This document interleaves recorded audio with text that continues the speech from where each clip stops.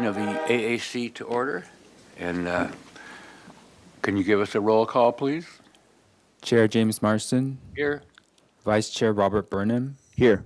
Skylar Kovich, Nick Kuntz, Here. Karen Luckett, Michael Rasler, Here. Suzanne Tejada, Councilmember Oscar Gutierrez, Brian Damore, Here. Daniel Henschke, Sarita King. Thank you.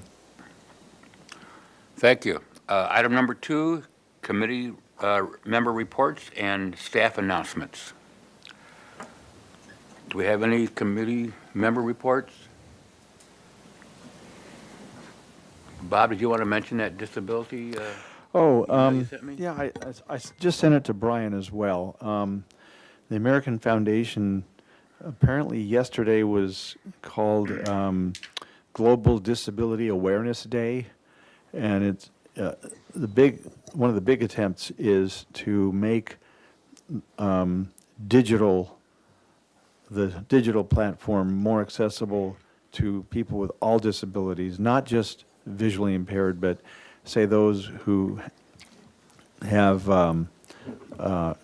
who are severely limited in ambulatory functions. They use eye tracking software to use a computer. So all those, anything that has to do with digital platforms made more accessible. I didn't read much more about it, but apparently the foundation does pretty good work in terms of, Skylar, you know something about. Yes, I've been involved with them, and the American Foundation for the Blind has been. They have leadership conferences where people from the tech industry come together and they develop best practices for accessibility. And but a lot of the email yesterday was more about encouraging people to do things locally, like just better website design, employing people with disabilities. Yes, yeah. Okay. Brian, do you have any staff announcements? No, I do not. Okay. Sarita, anything? Jim, I have a little comment. Okay. I don't know if anybody else saw it, but there's an article, I believe it was in the Ventura County Star, about ADA litigation regarding parklets and accessibility. And I just, I don't know, I appreciate that that's been helpful for some people down there, but I also appreciate that a systemic approach from the municipality is so much more effective. Going after individuals is like trying to put a finger in all the holes in the dike. And if we can get a systemic approach at the municipal level, where there really is an obligation to enforce this, it would be better for all involved. And I appreciate that we're making progress here locally, and I hope that we can continue with those efforts. Thanks, Nick. That's a good comment. We need more things from the municipality. There's already rules saying what should be accessible. Yeah, and I'm concerned that the city is, and it's not just the city, it's the county, it's the state, in some situations, are becoming complicit in these violations of our civil rights and federal ADA and state building code violations. Are just, for example, I don't want to rehash, but our own ordinance, to the Economic Recovery Ordinance, well intended as it was to save these businesses, had the effect of allowing those very businesses to circumvent the laws that are intended to protect our civil rights. All right. Item number 3, public comments. This is up to 5 minutes for anyone who wants to speak on an item that is not on the agenda, but a more general comment. Are there any hands There are no raised? public comments at this time. Pardon? None? No. Okay. Thank you. Okay. The minutes. Does anyone have any changes to the minutes that were prepared and sent out? Well, then I'll entertain a motion to approve the minutes. So moved. And second? Second. Okay. And roll call, please, Raymond? Michael Rasler, Yes. Nick Kuntz, Yes. Skylar Kovich, Yes. Vice Chair Robert Burnham, Yes. Chair James Marston. Yes. Chair Okay. Marston, I have a quick question. There's this issue of housekeeping. In other boards I'm involved with, instead of doing a roll call vote, we ask for those opposed. Is that something we can do here to save time?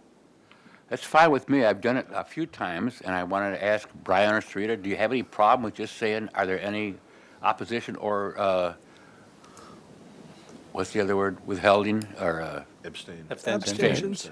Chair Marston, I don't think there's any legal reason not to Okay. do it that way, although it does, depending on the item, it could single somebody out who is opposed.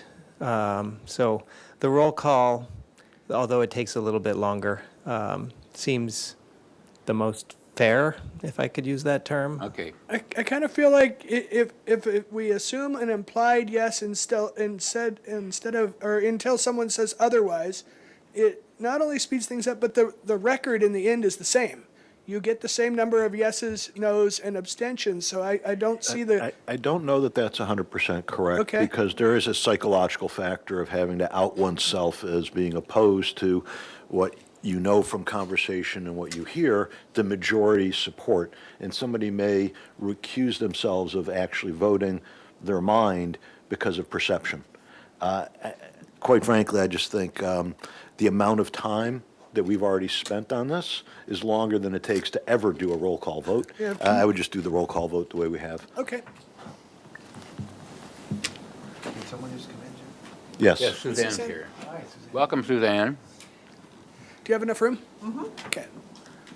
Okay, the next item is the ADA Coordinators Report, and I want to say that Jim? some of these items were discussed in our monthly meeting that we have with Brian, Bob and and I really appreciate Brian's work on what he's looked up and the different information he's going to share with us. Sarita, did you have something?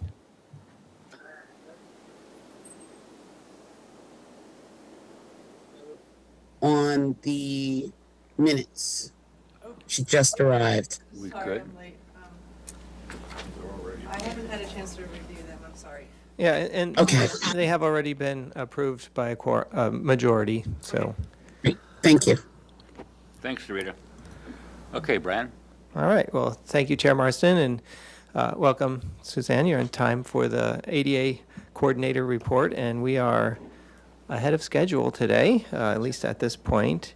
I have a number of items I wanted to provide some brief updates on. We can get into brief discussion on this, but nothing in great detail. But the first is regarding the city ADA liaisons. So one of the things in my role as the ADA coordinator that I feel like is important is to make sure that the staff who are identified as the key contacts, as the ADA liaisons in each city department, are aware of their responsibilities in that role, and that the department heads are selecting the right people to be in that role. So it's been a while that I've been as ADA coordinator since I've reached out to the different department heads to sort of refresh that list. Also, the city has some new departments, so it was an opportunity also for, to use an example like sustainability and resiliency, new city department. There wasn't any staff person listed. If you go on the website for accessibility resources, there's an ADA liaison listed for every department, but there weren't for some of these new departments. So I went through, I got that list updated for each of the departments, and between the new departments and some turnover of staff or just recommendations to assign to somebody else, there's a number of changes there. So that's a good thing, but there's more work to be done in that area. I sent a memo out to each of them, just giving them some brief highlights of what my expectations are for them in that role. They're a key contact for me when things come up, either through the committee or through a member of the public that is related to their department. I'm going to go, of course, to them to get a response back to the public or member of the committee. So that's that's important, and then and that's all detailed in the memo. But I also want to be able to answer any questions they might have, because like me stepping into the ADA coordinator role, it's probably not an area that they've got a lot of background and training in, and there's a lot of information. There's a lot to wade through and to learn. So my next step in this, first thing I did was ask them if they had any questions. I haven't gotten a lot of questions from them because I think they're at the point now where they may not even know what questions to ask, right? It's like the more you learn, the more you realize there's even more to learn. So my next step is going to be probably sometime in July, bringing in an outside trainer to do like a half a day session, which is really focused on our roles as city employees, working in these different departments to help each of them understand, and really want it to be a dialogue, a back and forth, where there can be some kind of prepared material, but really looking for a lot of back and forth with the trainer, and then that'll help me too to get up to speed as well, watching that those conversations, those questions come up. So I want to let you know that I've been working on that, and I guess probably at one of our monthly meetings that I have with the chair and vice chair, I can give you updates as we get closer to a training date.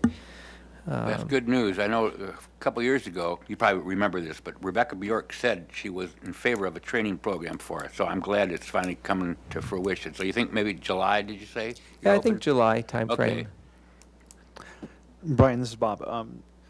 Just wondering, is there an easy link on the city's website to find a list of these newly created departments and their heads? I'd like to be in touch with them personally if I could, just to get acquainted and find out more what they do. Like you said, that one's called sustainability and resiliency or something, and Correct. and there are probably others. I'd like to know what that list is and who the heads are. Right. I know we have our organization, there's information online. I'm not sure you could just pull up the new ones. I know it's human resources, information technology, and sustainability and resiliency.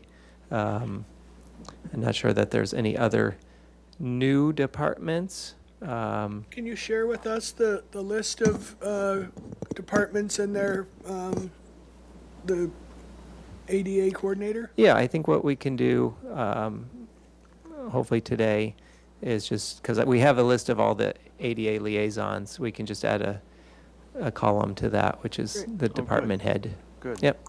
Let's Thank get you. that out. So that's one item. I have a question about the training.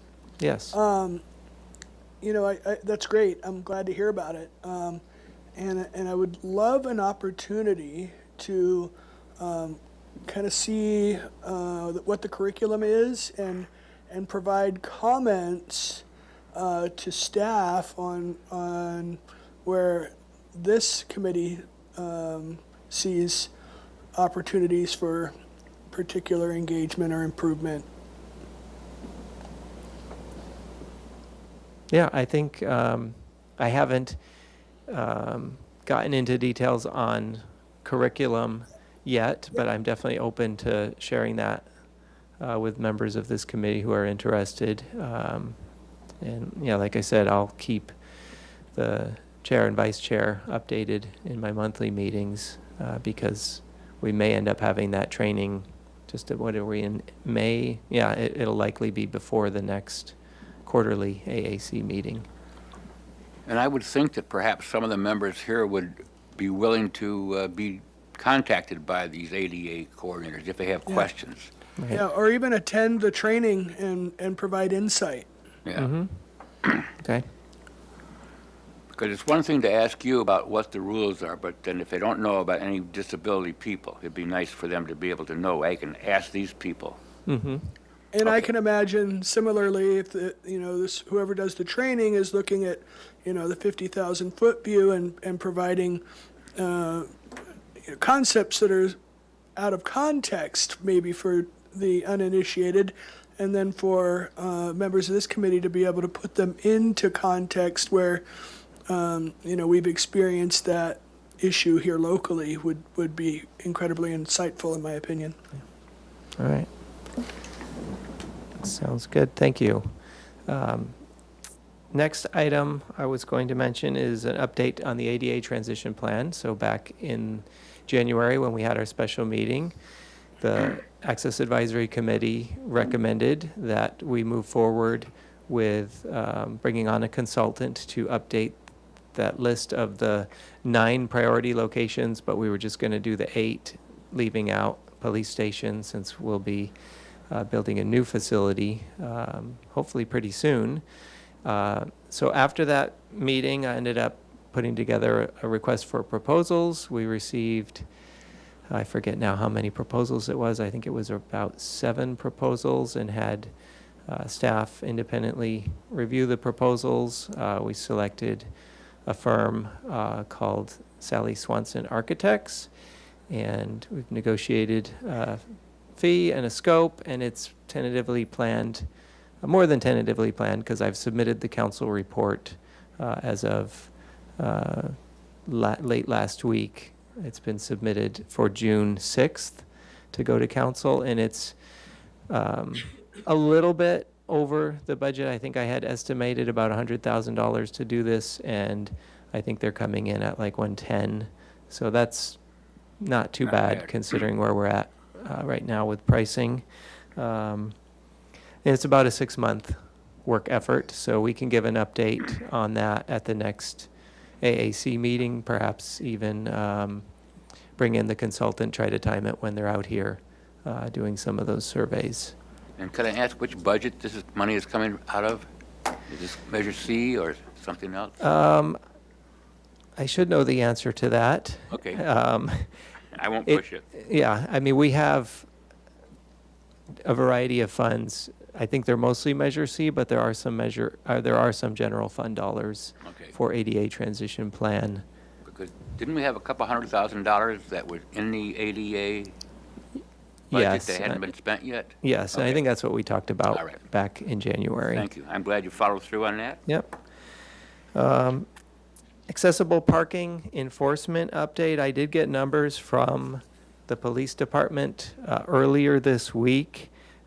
It's just number of citations, and they always caution, with those citations, there are some that are, I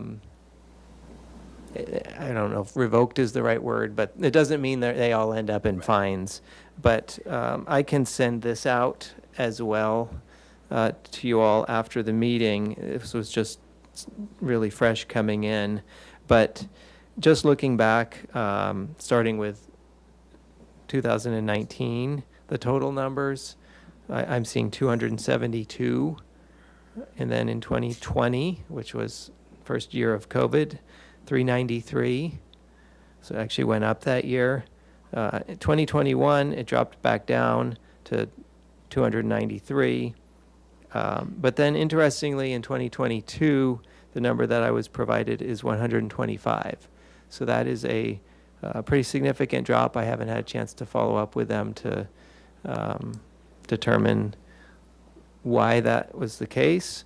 And then we're tracking again in 2023 at a similar reduced rate for the parking enforcement citations.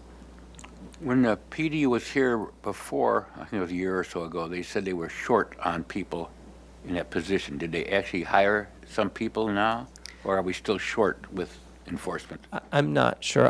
I would be guessing based on the numbers, but I can follow up with them and verify. It does appear that they would have a staffing shortfall would be part of the issue associated with And that. I assume most of these citations are for on the city parking streets, right? Not in the lots, not in public or private lots, but just on the street? Do you think that's where they're doing? I can most? follow up. I would imagine they're mostly Okay. on street. Thank you. Yeah. So a couple of questions I need to follow up.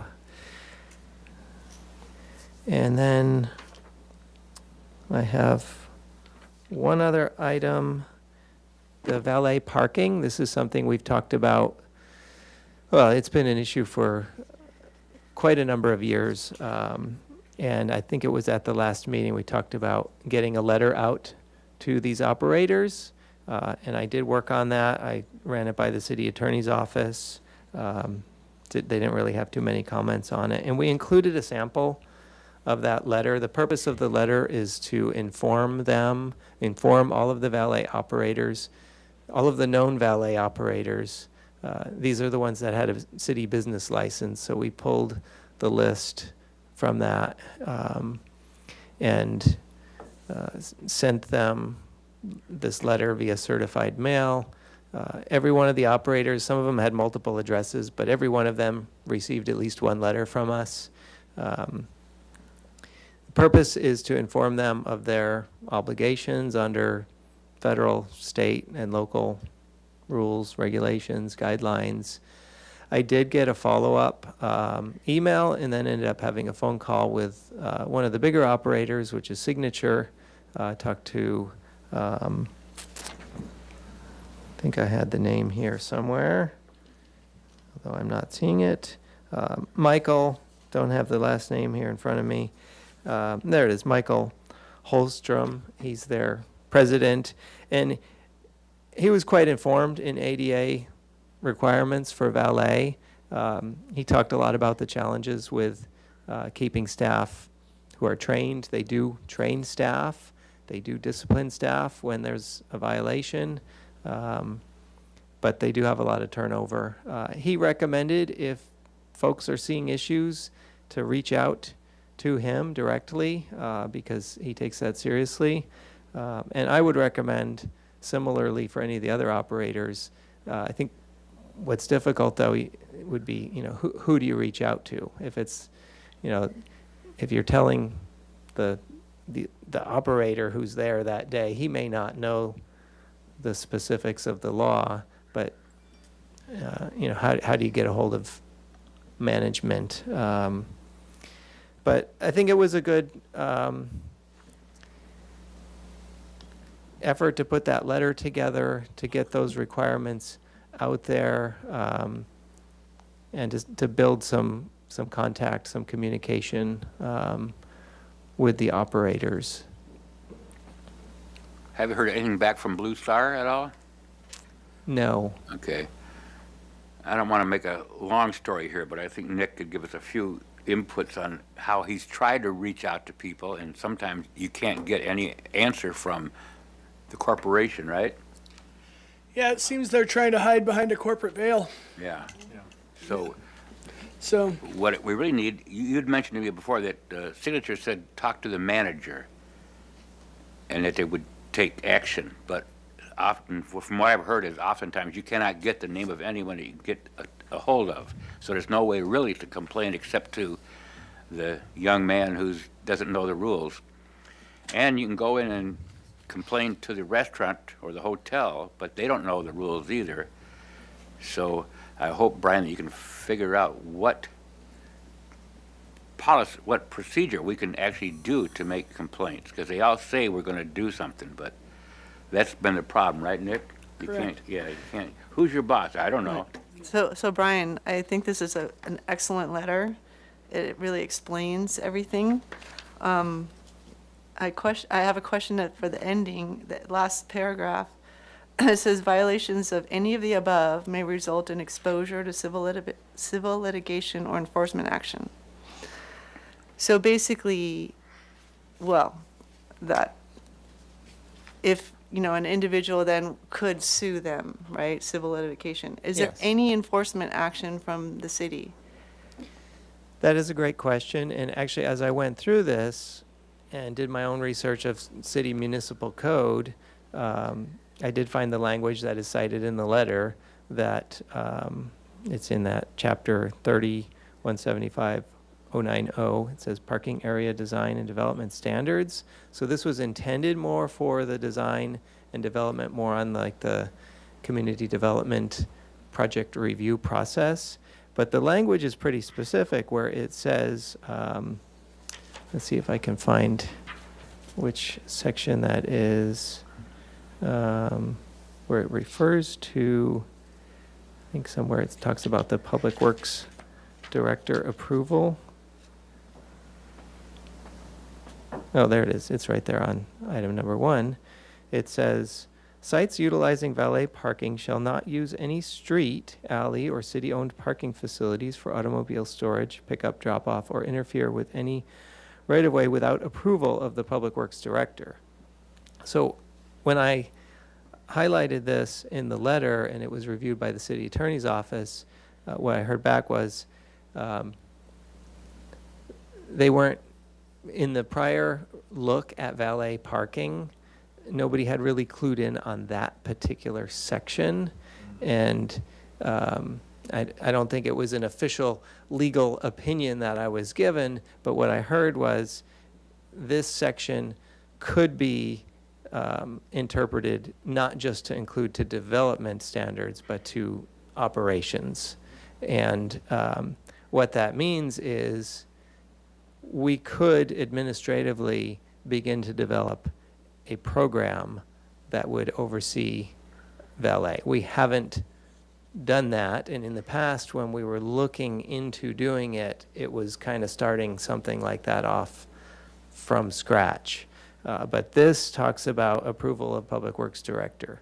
So we could, if we saw things happening in the right-of-way that felt like needed to call a timeout on, we have provision based on this, or at least we think we do. I think it probably needs a little bit of a closer look, but the provision is potentially there to develop a program. So you're using this as an example then for a basis of enforcement? Or, I mean, is this then gives, so I'm trying to understand. So this provision then would allow the city to do what? Right, that's Yeah. that's the right question. It would allow us to permit Permit and the activity. enforce, and enforce. Then if it's in violation, And then you could it revoke. would give you grounds for Yes. citations. Mhm. Okay. So do we think that we should then write to Cliff Maurer, the Director of Public Works, and if we find a problem, and let him know directly that this happened on this date with this? Well, Operator? I don't think right now that step would be effective because we don't have a system, a In- program in place place. to do the permitting process. So that would also mean we don't have a process in place to do any type of enforcement. So do you need a recommendation from the Access Advisory Committee that Public Works actually create that structure for enforcement as noted in the letter? I'm not sure we could do that today based on what we have before us, but we could have a specific item to talk about this and to talk about next steps. I don't know how much of an issue the valet, if we look at this language, it talks about any street, alley, city-owned parking facilities. It's not talking about on private lots. So I don't know how big the issue is in those areas. If I may, Please. Blue Water Grill operates largely off Cabrillo there, but they use a city-owned parking lot between the Hotel California and the what is it, the open air? No, not open air, but Mountain Air Sports. And on busy nights, they monopolize the use of that city-owned parking lot. Now, maybe they lease that, I don't know, but they also operate in the public right of way. A lot of these operations operate in the public right of way without any accessibility. They don't provide ramps. They don't accommodate wheelchair users to the letter of the law.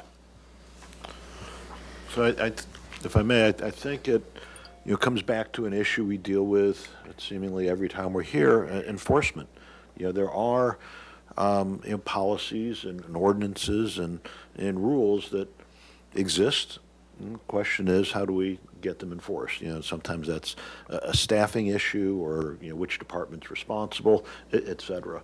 What Suzanne pointed out, though, is, in this last paragraph of the letter, it does talk that if you're in violation, it may result in civil litigation, so suit by an individual, fine, okay, that's up to the individual, or enforcement action. This is a particular situation, though, where there's nobody to turn to enforce because it doesn't exist. The structure hasn't been created yet.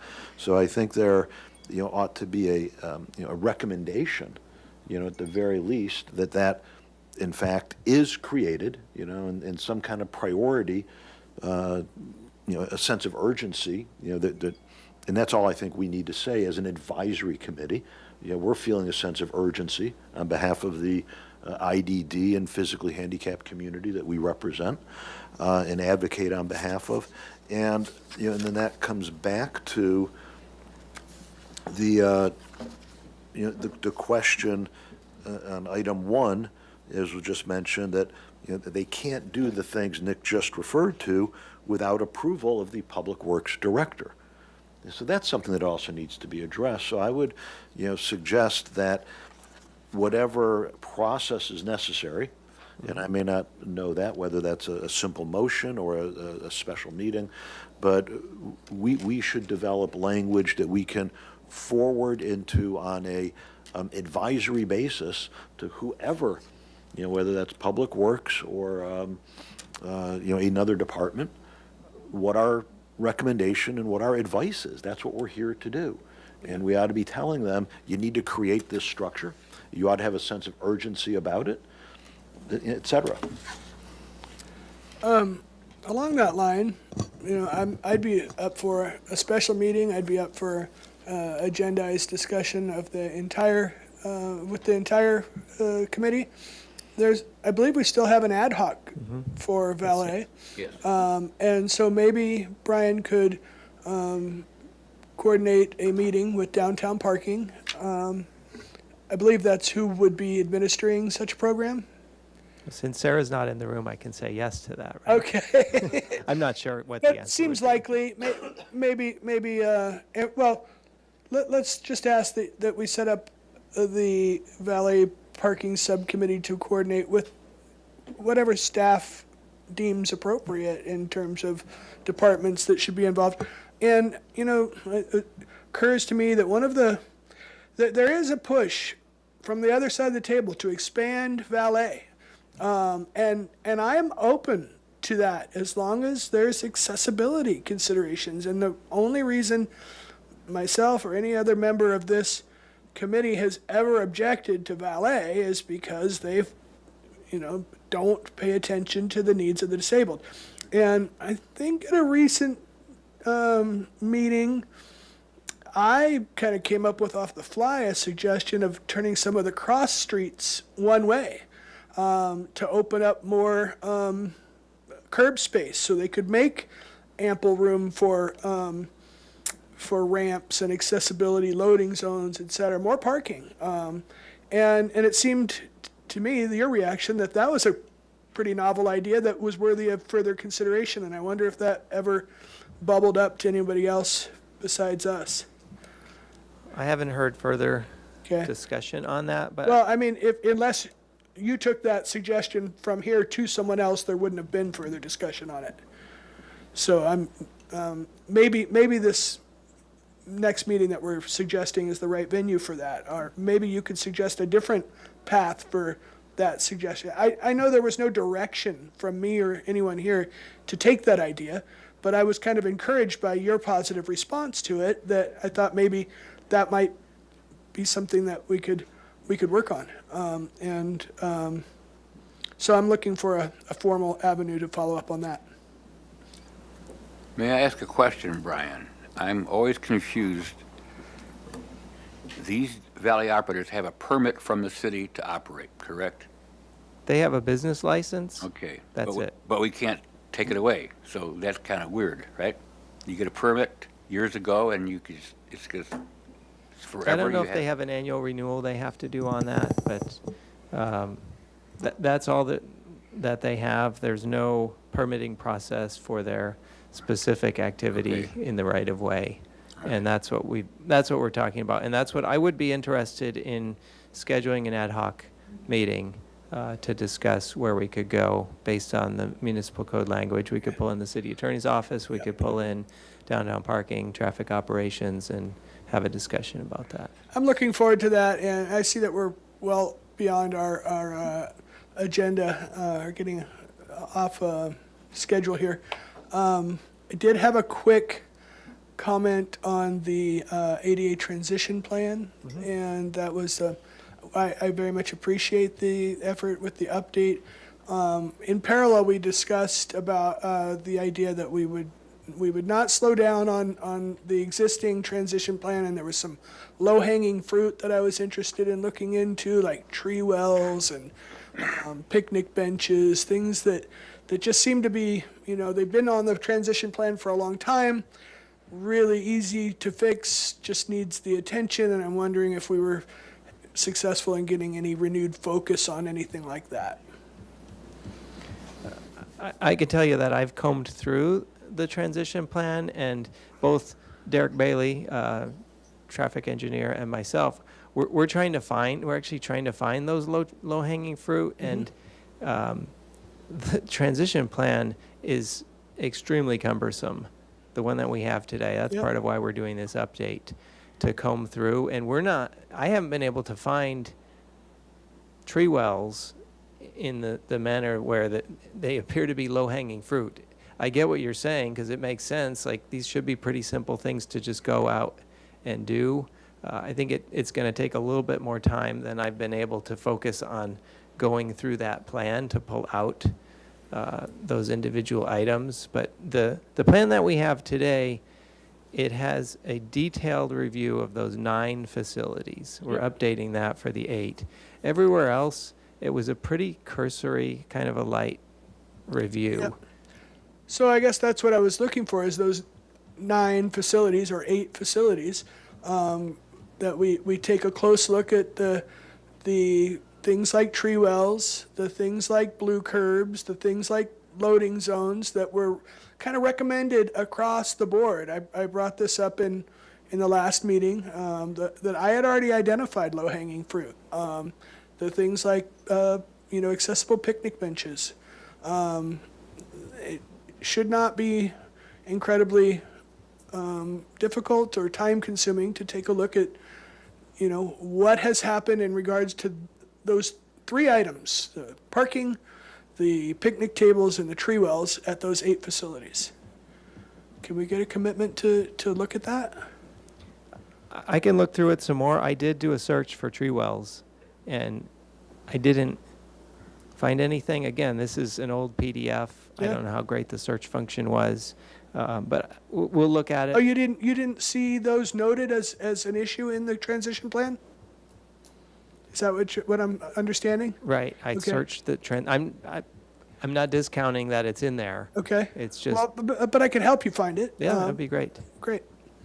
And my memory served me that also the blue curb parking is mentioned in the transition plan in front of city buildings, and to me, that's another low-hanging fruit. Yeah, and picnic tables. But I'd be happy to follow up on that and show you exactly where I found those. Okay. I Great. appreciate that. So we're going to reconvene the ad hoc committee, and you guys will meet with Brian and some other folks and try to get something for the next meeting. For Okay. valet. Yes. For valet Yeah. and transition plan? Is that what I'm hearing you suggest? Well, I was just saying about the Okay. valet, but All yeah, right. if you want to send Brian just your list that you had before. Yep, Okay. yep. I want to ask how the chair and staff feels about switching the order of the next two agenda items, 6 and 7, because I think an ad hoc report will inform the nominations of an annual report. Well, I have no problem with that. Does anyone else? I'm just concerned about time. I do have some nominations that I'd Okay. like to comment on. I'm happy to wait, but I'm out of time at 11 o'clock myself, Okay. unfortunately. So, but it's the chairs and staff's call. I'm happy to go along with whatever. Brian, I'll leave that up to you.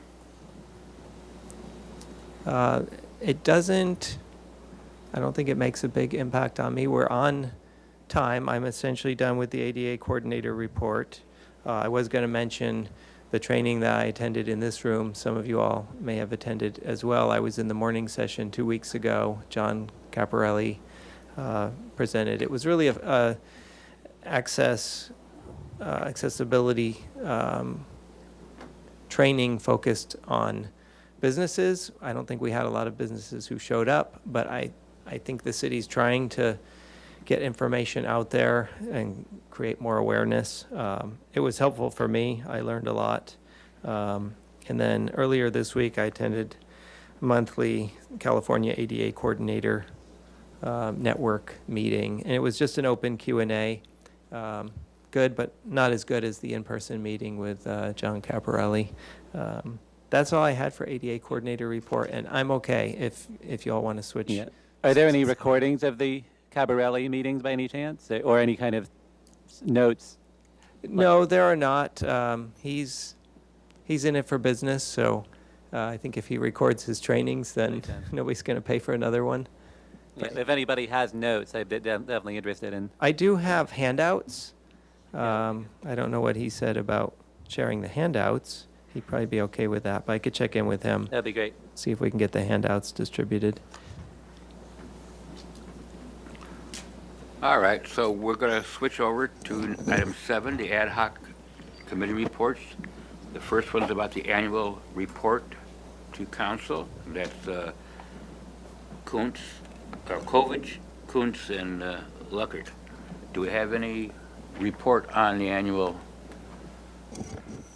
I can report that I reached out to Brian after our last meeting, offering any assistance that I might have, and it seems that there wasn't anything needed at this time from the ad hoc committee, and so we're still here to help. I was pretty impressed with the ad hoc committee's last effort to help Ashley. Miss Shu with that, because I know that was it's something new for her, and anyway, we're happy. I know Brian's more than capable, but if there's anything the ad hoc committee can do, we're here to help. Okay. Is there a specific date for when that report will be presented? I don't think we have a date finalized, but it most likely will be soon after the next quarterly AAC meeting. So we're here in April, May, June, July. It'll be, I think, or actually August, right? It'll be towards the end of August, the next AAC meeting. So I think probably after Labor Day.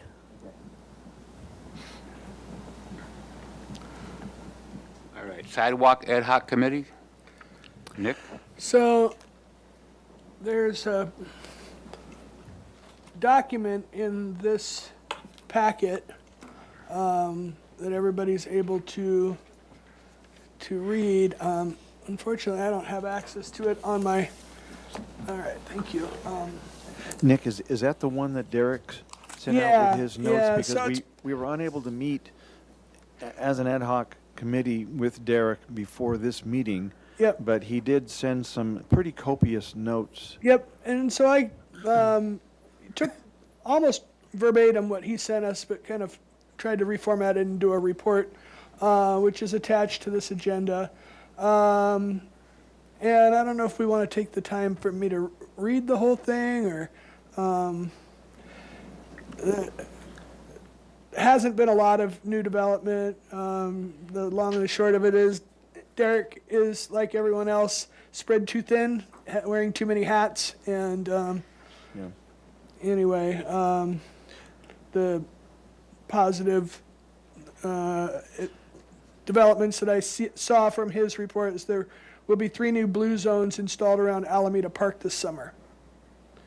New access ramps and landings will be constructed for those blue zones.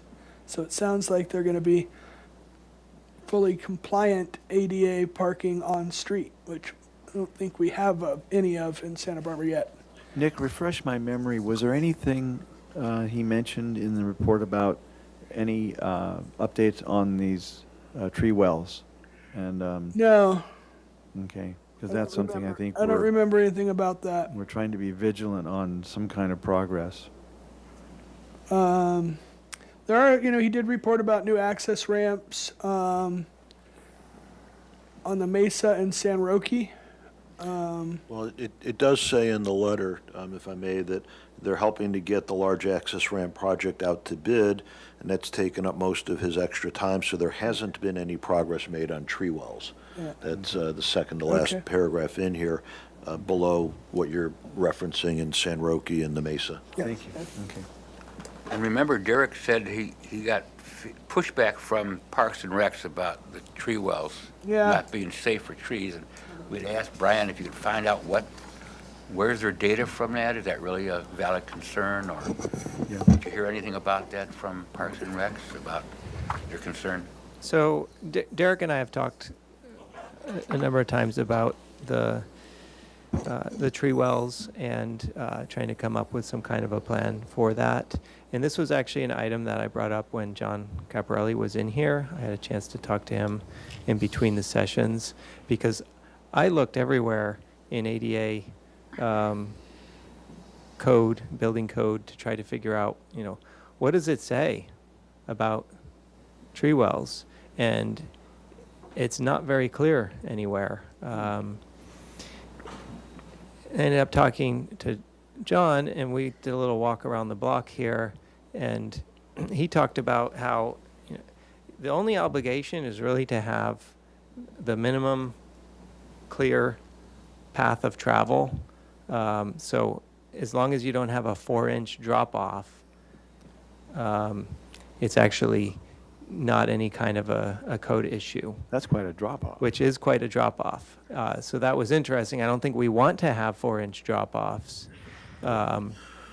But Well, 4 inches is the problem, but a 3-inch I don't think we want, or a 3.5-inch, it's just below that threshold. That would be a problem. Yes. yeah, so it was interesting to talk to him about that. And since Derek and I have talked, and we're trying to figure out a way where, we're not going to find a lot of these that are greater than 4 inches, but we don't want to ignore, like we're talking about here, an issue if it's 3 inches, or especially in a high trafficked area. So we already have a lot to do to maintain the sidewalk itself from trip hazards. This is an additional item that needs to be taken into consideration. We're trying to figure out how to programmatically go about this without bogging down staff. And I mean, practically speaking, if we can learn about specific locations that are problematic, I think it's almost easier to just go out and try to fix those than to imagine that staff's going to go out and assess the whole entire city, all of the tree wells. It's too big to get a handle on, especially now given this information about if 4-inch is really the standard. We don't have that at most of these locations. I just want to point out that the code is one thing, but safety is our major thing here. And all we need is one person to trip on that 3 3/4 inch gap and sue the city for $500,000.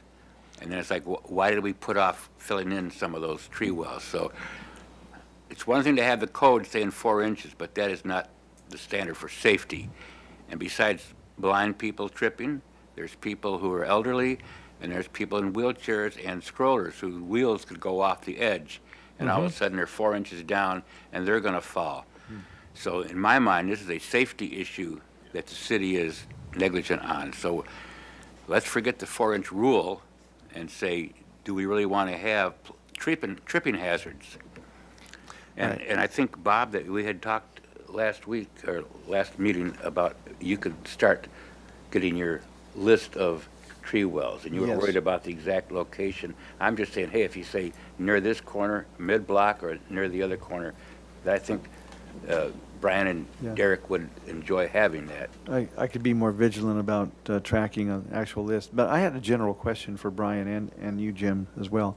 Is there any language, either in the California Building Code or the city's pedestrian, what are they called, general Circulation plan? yeah, pedestrian master plan regarding, I know there is with actual buildings, but as far as actual sidewalks and easements and condition of sidewalks and such, is there any language either in the building code or the pedestrian master plan that speaks to that? I'm not aware of that. Yeah, it's been a bit since I've gone through that plan. I know the last time I was looking at it I was looking specifically at materials. And I can tell you that it specifies concrete and not asphalt for sidewalks, but I don't know as far as condition, or I know it does talk about configuration. It would be good to go back and look at that as part of the tree well analysis. Okay, thank you. I just- And Bob, you can get some data for Brian? On Yes. tree wells? Okay, thank you. Okay, the next one is the Blue Curb Parking Ad Hoc Committee. So, one of the most notable developments is I heard from Downtown Parking that we now have a process for requesting a form. There was previously, when the ad hoc was formed, there was no way to request a residential blue curb. And an interim solution was put in place where you could email staff. Now there's a form and a formal process, and it's on the city's accessibility page. And that was one of the major items that the ad hoc committee had been, as a stated goal, and it's been resolved now. And all of so that was like the last item on the readily achievable items that could be updated on the website. But there are other aspects of the initiative that we need to have further discussions with staff to move forward. And so I'd like to request Brian facilitate an ad hoc meeting with Downtown Parking to discuss furthering those initiatives. That's all I have. All right, this is Suzanne. I have a question. There's a blue curb space on Gutierrez, a block away from Staples, and somebody came by in the middle of the night and knocked over the no parking, or the blue, the accessible parking sign, and knocked down further signs down the street about time limits. The other signs were replaced, but not the accessible parking space sign was not replaced. So even though the curb is still blue, people park there because they don't see the sign anymore. And I don't know why everything else was replaced, but not the accessible sign. So, who would, I guess the question is, who would I go to, I guess, to report that? Well, anything can go through me, but I would check in with Derek, who oversees all of streets operations. It's likely an issue with the base of that. It's in grass. Okay, well, it should be easier than when it's in concrete. but- Yeah, it's in grass. Okay, I can take a picture and email it to Derek or something like that, or to you. yeah, well, I mean, I know the location. I'm going to be out that way myself later today. I'm happy to go do that. Okay, it's like right in front of the Santa Barbara Dojo facility, a block from Staples. Yep, I know exactly where that is. Yeah. Yeah. Suzanne, you mentioned that. I wonder if that's the only one that's been altered by somebody knocking down the sign. When I use that spot a lot, and there were, I think, three total poles that were knocked down, or maybe two. One was a time limit parking sign, and one was the accessible sign. And Wow. the other was replaced, but this one wasn't. So But I'm wondering if there are any other, if that's happened in other locations. that I don't know. Wow.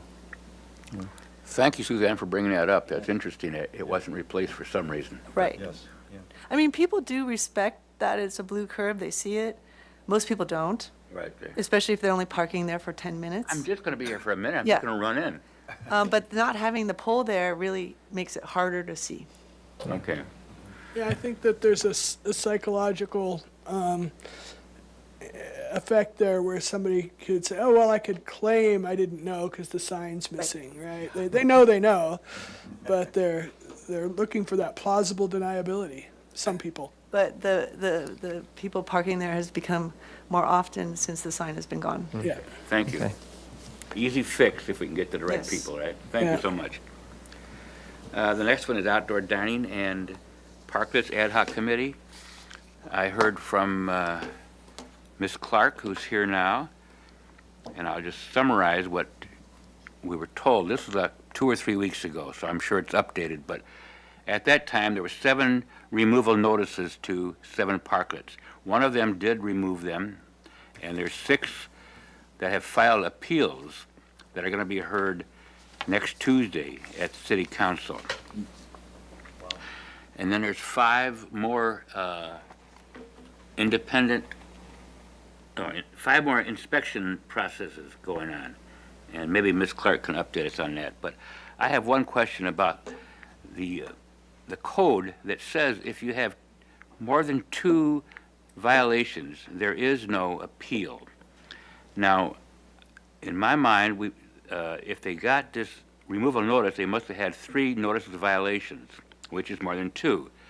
So I'm wondering how that's being looked at by the city attorney or the city council. Are they going to say that these people can get their appeal heard and the removal notice overturned? If Jim, they- I if- think that maybe there's a little confusion here in specific violations of the requirements versus notices of violation. Okay, so in order to raise to a removal action, there has to be 3 notices of violation. I think the 3rd notice triggers the removal. But there may still be, in that notice of violation, there may be 2 or 1 or more individual violations. And I think that's what this language is referring to. If they are missing both a ramp and a table, that's 2. So you can't appeal it if there's 2 violations, not more than 2 notices of violation. That's my understanding. Okay. Maybe Brian or Ms. Clark can help us out with that. And the last one I have is the Valet Parking Ad Hoc Committee, which I guess we're going to... Chair Morrison, before you jump in, Ms. Clark is here and can provide some brief information to help clarify. Okay. Thank you, Brian. Chair Marston. So to clarify the enforcement process, in the Economic Recovery Extension and Transition Ordinance, the ERETO, which is the ordinance that currently authorizes the parklets and outdoor dining facilities, there is an appeal option that is given if a business receives a notice that they have to remove their facility from the right-of-way. So if they get a removal notice, they do have the opportunity to appeal that to City Council. And so we are going to be going on Tuesday to hear those appeals in front of City Council. And then Council can make the determination as to whether the facility gets to remain or whether it's removed. So each of these facilities has received 1 notice of violation, which is the initial correction notice, 2 subsequent administrative citations, which are the tickets where they have to pay a fine. And then since they had 2 and they failed to correct after 2, they got the removal notice. So that's at this point what they've appealed. Thank you. I'm still a little bit unclear. Did they get 3 notices and then a removal notice, or is it 2 notices and then the removal notice? So it's 3 notices and then the removal notice. Okay. Yes. Thank Okay. you. I went out and looked at a couple of these, and you know, I'm no expert, but I didn't see any existing violations in a couple of those, and I'm wondering if these appeals are basically the restaurant is saying, oh, we've got it fixed, we shouldn't have to take it down. Maybe they did get it fixed, they just didn't do it, you know, in time before they got the takedown notice. Is that accurate in some cases? Yeah, Chair Marston, Committee Member Kuntz. So when we issued the removal notice, that was not technically another opportunity to correct. So they had the 3 first notices were opportunities to correct, where they were given, you know, we said this is what's in violation, you have until this date to correct it, we're going to come back and inspect it. The removal notice is not another opportunity to correct. It's you failed to correct, you need to leave.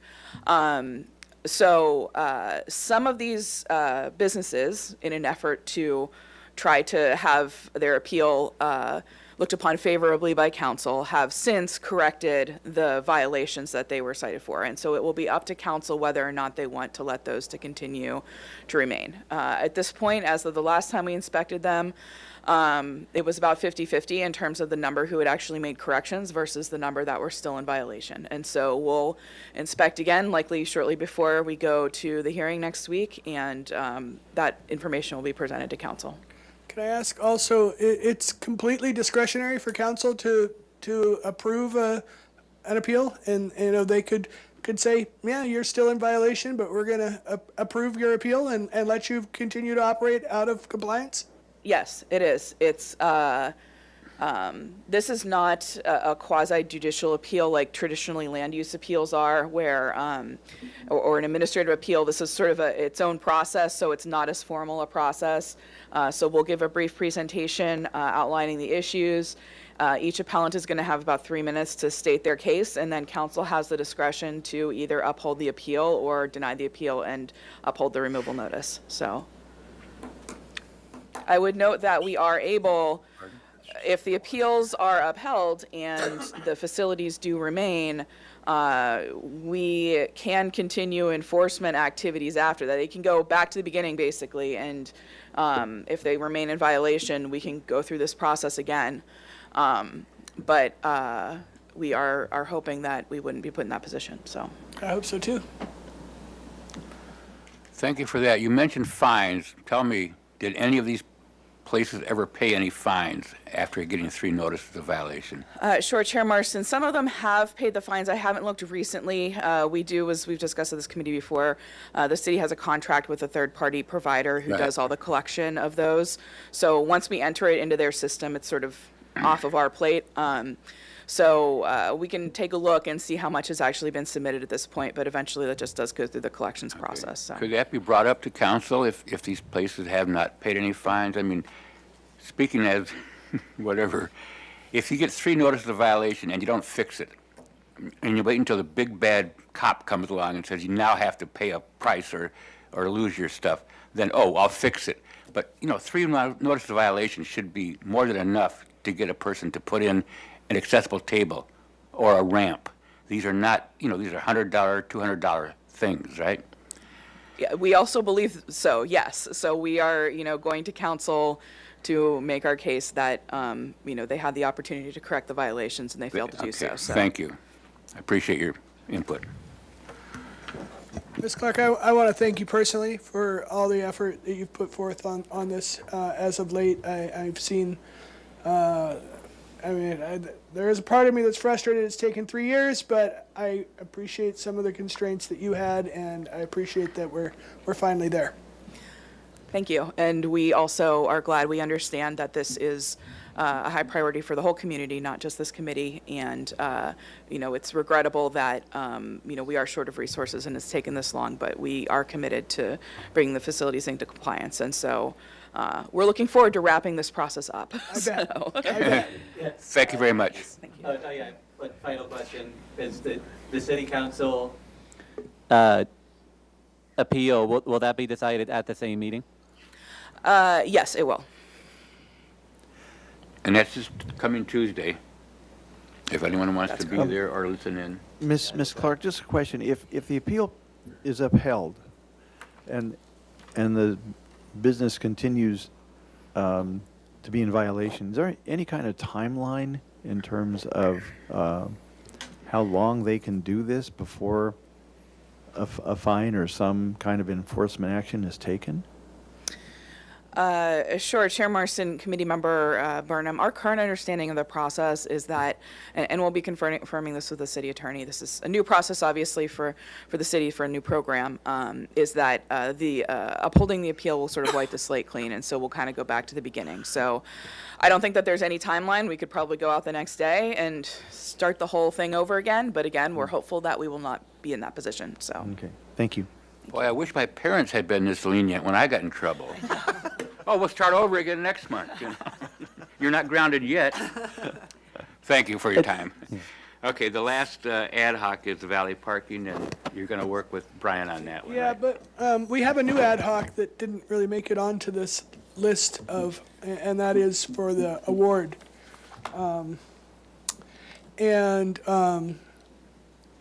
That ad hoc is myself, Karen Luckett, and Skylar Kovich. And so at our last meeting, we formed this ad hoc with the intent to help flesh out the program or the initiative to award members of this community, because there was a lot of details that still needed to be worked out, not the least of which was how we get nominations, how we vet the nominations, how we come to an agreement on who to honor. And one concern I have, and I heard Chair Marston express the same concern, was that if we get a nomination that one of us objects to, having to explain our objection in an open forum kind of defeats the purpose of the intent of this award. I am looking to change our public engagement, our staff engagement, and raise this committee from just a complaint group to someone that's giving positive feedback. And I'm going to make an imaginary example. If one member nominates a group that I know violates ADA, I don't want to out that group publicly as a problem. If I can respond or just share, because I think what you're saying is really important, but I don't think there's clarity or understanding of how voting for a awardee really works. Right. You don't out anybody. You're voting on merit, and there is a winner, and nobody talks about all of the other meritorious candidates that lost. And when you have an award and you have multiple nominations and one of, the committee members, opposes it, okay. When we vote, there'll be one in opposition and, the other, however many we are, support it. Much like the Supreme Court, when it's even 5-4, and this has happened fairly recently, it becomes law. And the other justices who are in opposition support the law, even if they disagree. Understood. So what I'm saying is, I don't think it's an issue. I just don't. I think we get nominations through whatever process that is by us, or we can ask for them from the community. We analyze them, we vote on them, and we announce the winner. We don't discuss the losers. Okay, well, I would like to share the concern that what if I want to advocate, to educate another member of the subcommittee as to why we should Within the discussion, within that process, you can share whatever you feel like sharing or not. Okay. So I just don't understand the issue. Okay. The way I imagined this award working when I suggested it, and I'm open to other methods, was that we would take nominations from the entire committee, and the subcommittee would vet them and bring back recommendations. Okay.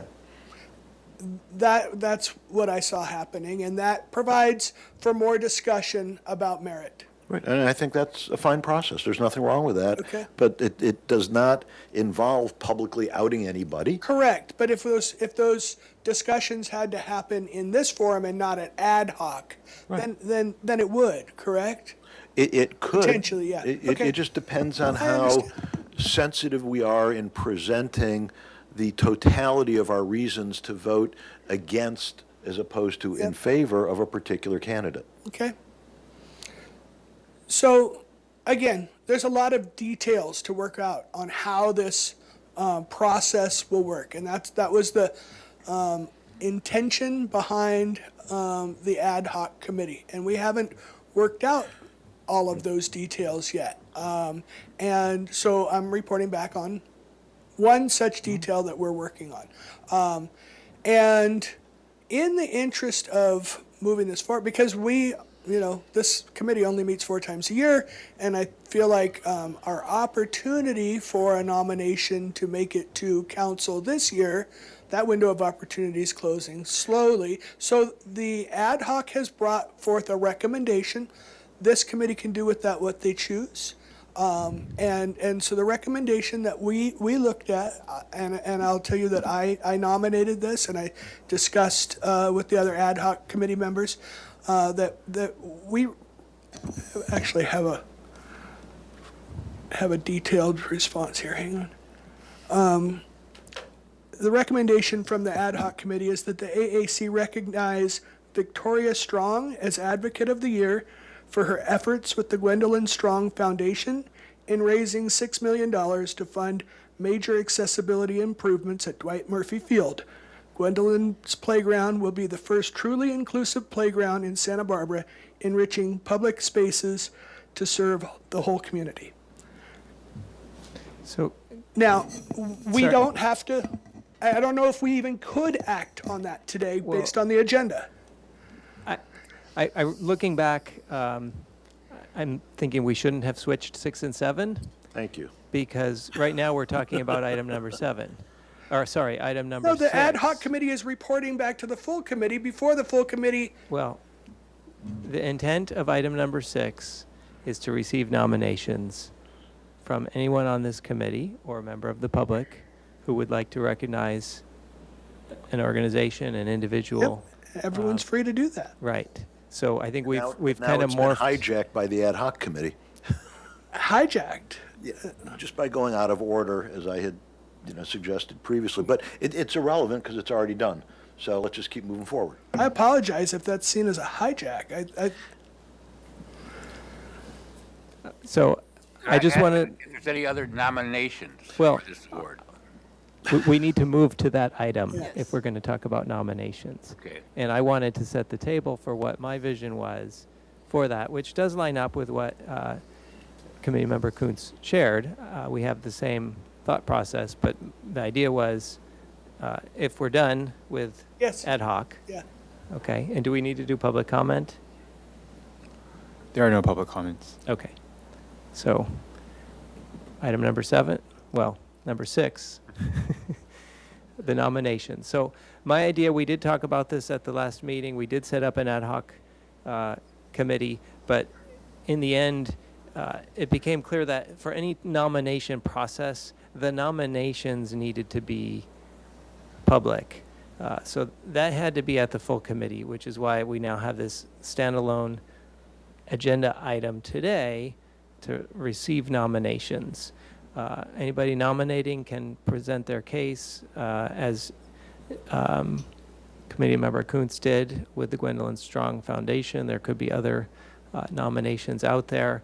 And depending on how many we receive, that could go to the subcommittee or to the ad hoc committee to deliberate on and then make a recommendation to the full committee. But then, again, the full committee would have to support that recommendation, or if they had other ideas, it could go in a different direction. I don't think that would be the case.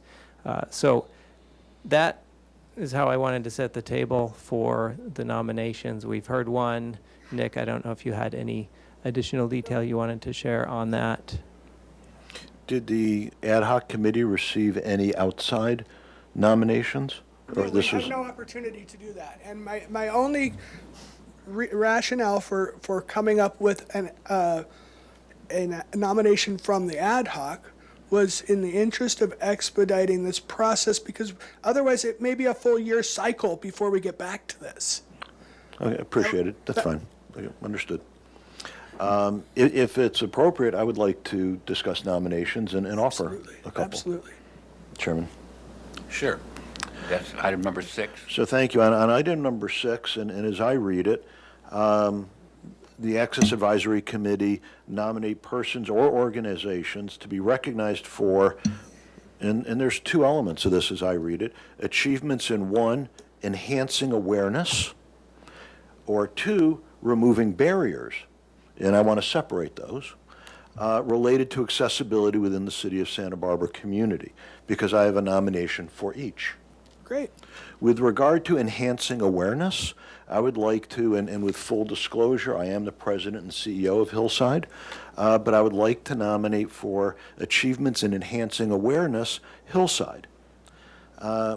Hillside just recently raised awareness amongst 1,200 community members.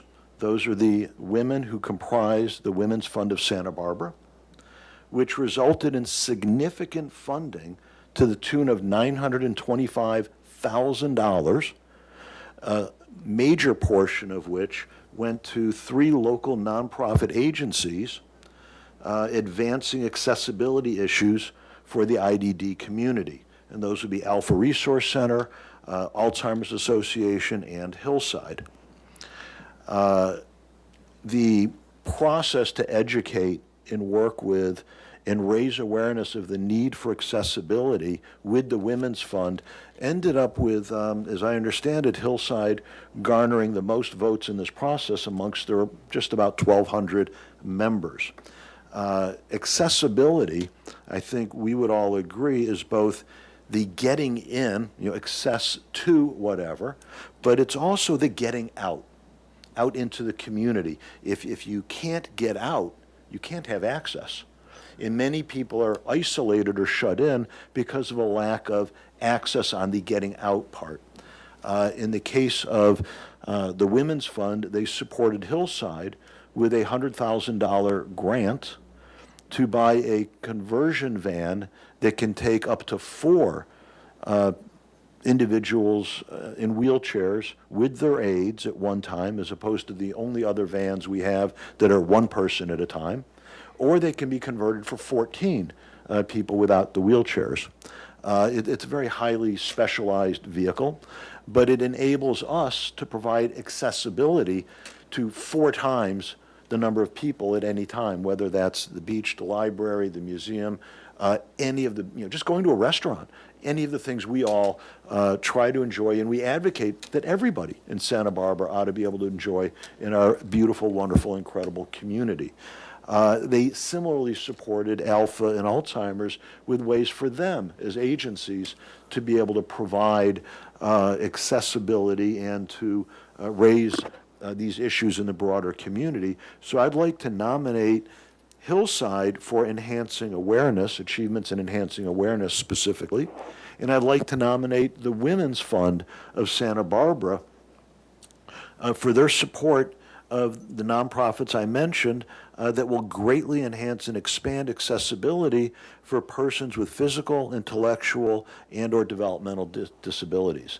I think these 2 organizations working together have raised awareness, sensitivity, engagement, receptivity,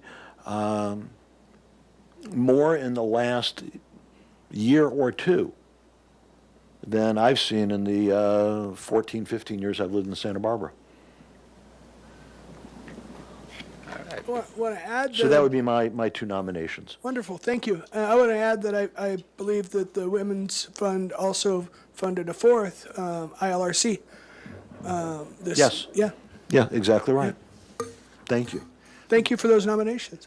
Brian, I have a question, a general question. Yes. These nominations, does this committee have to pick one nomination for each year, or can we do multiple ones? Number one. And number two, what is the result of the nomination? It goes to city council? Is there some kind of proclamation or recognition ceremony? I think Nick was talking about, we really haven't worked out all the details of what the whole purview of what these nominations involve. I think it's a wonderful, positive thing this committee can do. I'm just wondering about all the details. I think it's a great question. I don't think they have to be mutually exclusive, which is Correct. why I tried to break them apart to be able to get two in there. And obviously, the Gwendolyn Strong Foundation and the work they're doing should appropriately be recognized. Hillside is a supporting partner in that because we want to support these efforts and advance accessibility in every way. We know our residents will be there. I don't know that they necessarily have to be mutually exclusive in any way, or that there could be a maybe there's these two recognize one for achievements in enhancing awareness, and another one for removing barriers, and maybe there's a third category. Absolutely. Establishing something new. I don't know what the words are for it now, but what the Strong Foundation is doing would be that third I see. leg of the stool. I don't see any limits. Exactly. I think I'd be willing to recognize dozens, but I have a concern about staff's time, and I also have a concern about the process. About can we make those decisions in this agendized discussion today? I don't know that we've noticed for action, right? So that's just my concern and why I came prepared, with something. I'd rather have more. Okay. Well, let me speak to that. According to Brian, we're going to have our report to council after the next meeting. Wonderful. To Bob's question, our plan originally was that we would just put this on our report to council. We would have the recipients of this award, so they would be notified of that. Yes. So, my thought is this: the ad hoc committee can review these things. I have no problem with having 3 or 10,000 winners, but we could vote for it at the next meeting, still before the city council report, and throw those in. If that works with Brian, right? Yes. Okay. Yeah. And you're correct, Brown Act says we probably can't vote on this nomination now, or do you think we can? If you allow us to, I think we could just have a vote right now. You probably could. We do need to make sure if there's any members of the public, or I haven't heard from all of the committee members, if there are any other nominations out there. Yeah. Are there any nominations from the committee? No. Are there any nominations from the Zoom people? No. Okay. It's a new race. So should we go ahead and vote? I'm happy to. Okay. So there are 3 nominations.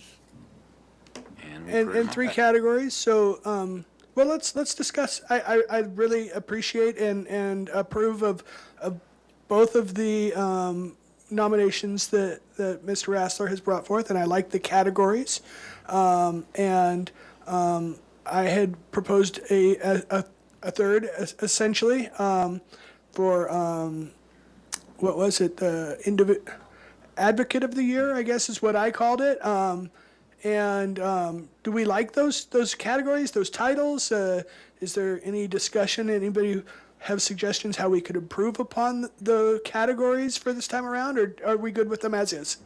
And, I think as a first time out of the box, as you've just described it, to me works. And I think whether it's a plaque or whatever they're presented with, One is, recognized for achievements in enhancing awareness, one is recognized for achievements in removing barriers, and the other is, as you just, stated it. Individual advocate. The individual advocate of the year, is recognized as the, individual advocate of the year, organization or individual. I think we have our three categories. Sounds great to me. I don't think we have to use them every year because there Correct. may not be an appropriate nominee, or the committee may not, feel that it warrants special recognition, even though we have nominees.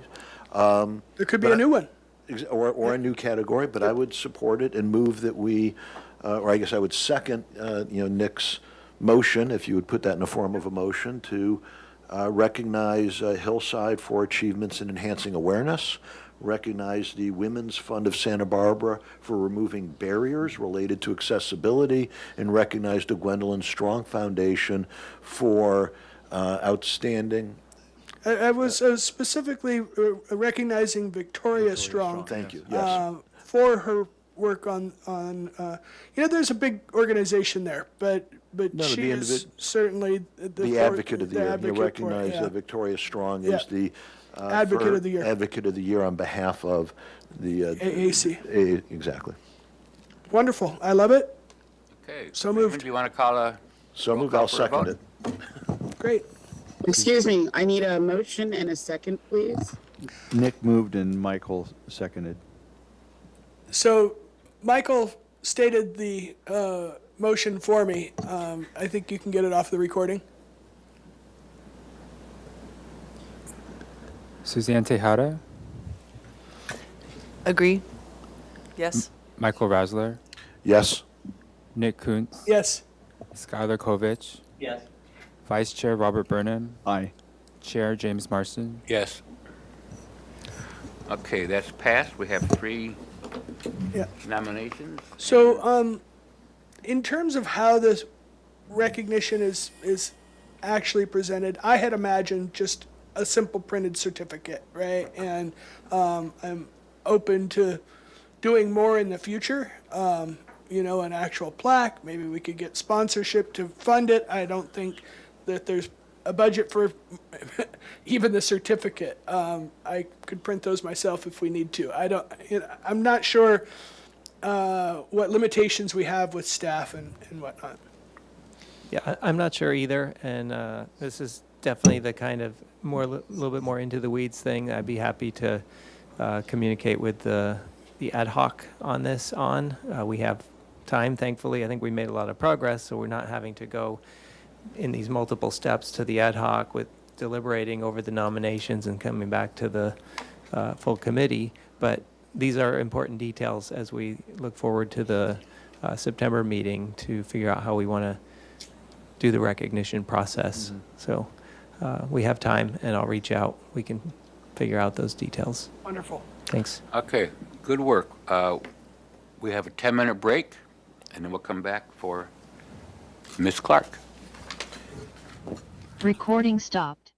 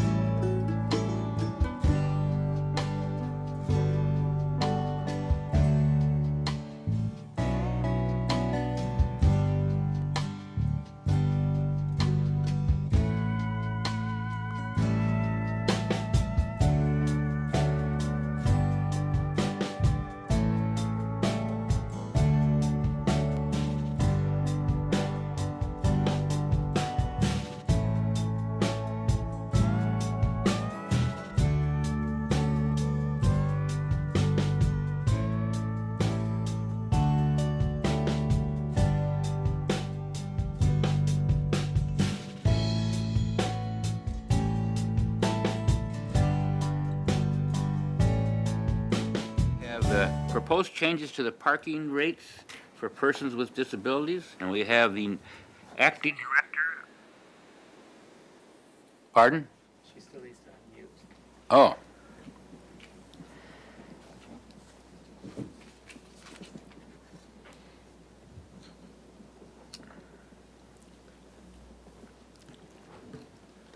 The TV may still be on break, so please stand by.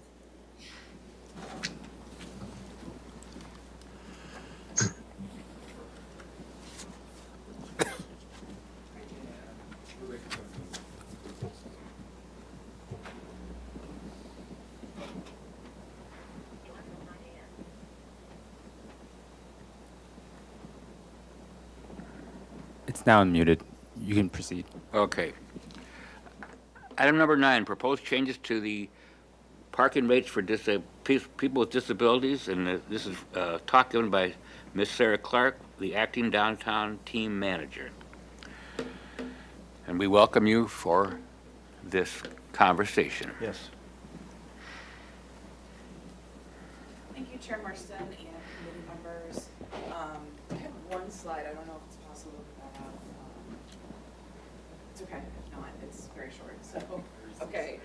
I apologize. So again, my name is Sarah Clark. I'm the acting downtown team manager, but my normal role, which I've been here just over a week, is the downtown plaza parking manager. And so I am here today to, is it still not up? Sorry about that.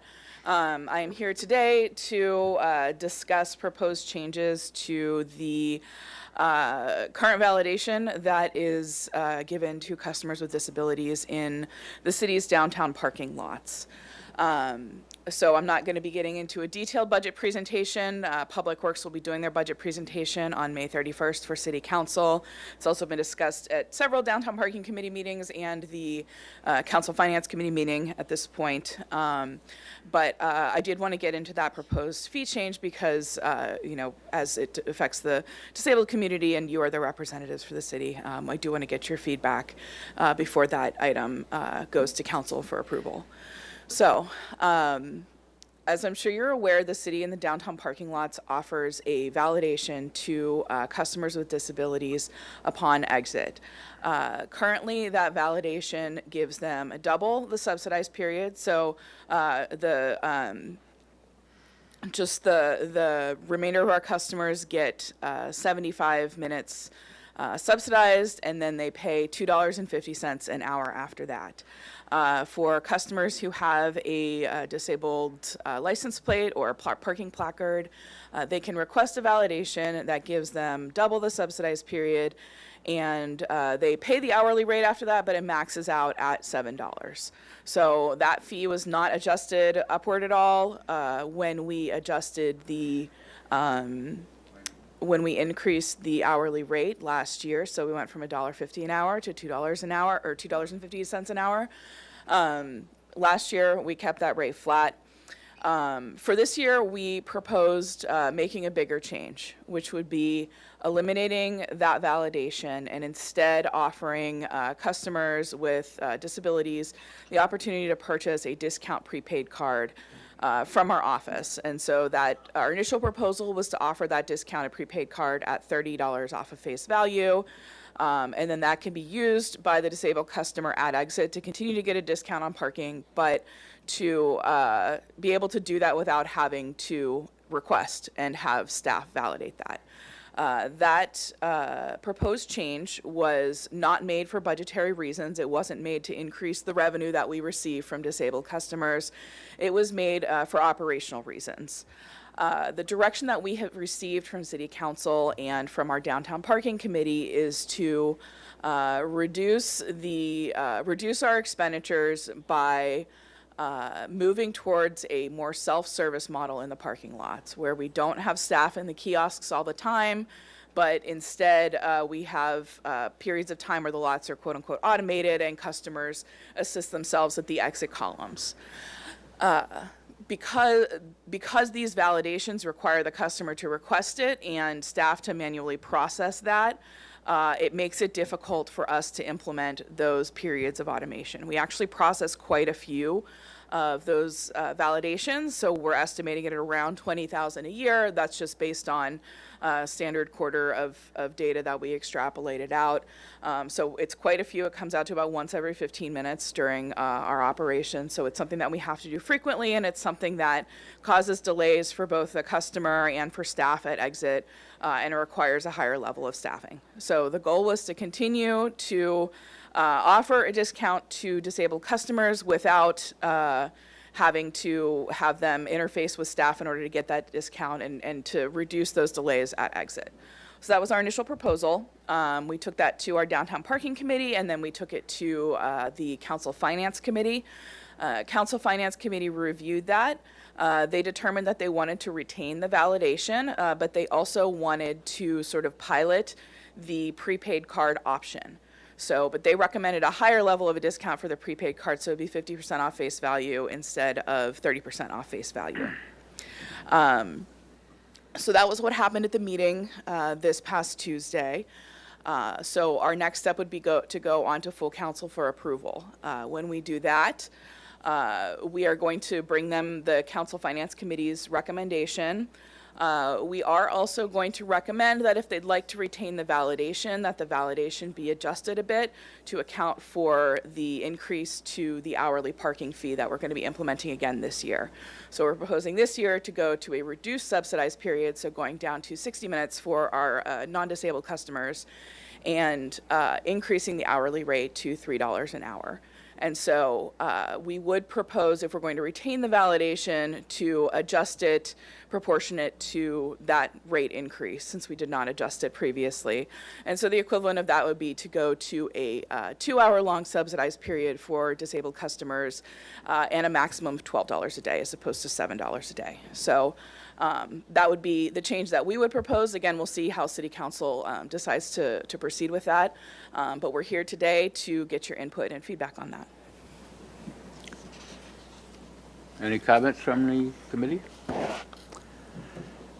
Ms. Clark, I had a question, kind of an odd question, but I know when I go to a theater and I present my ticket, they have a scanner that just scans my ticket. They don't have to tear off any part of it.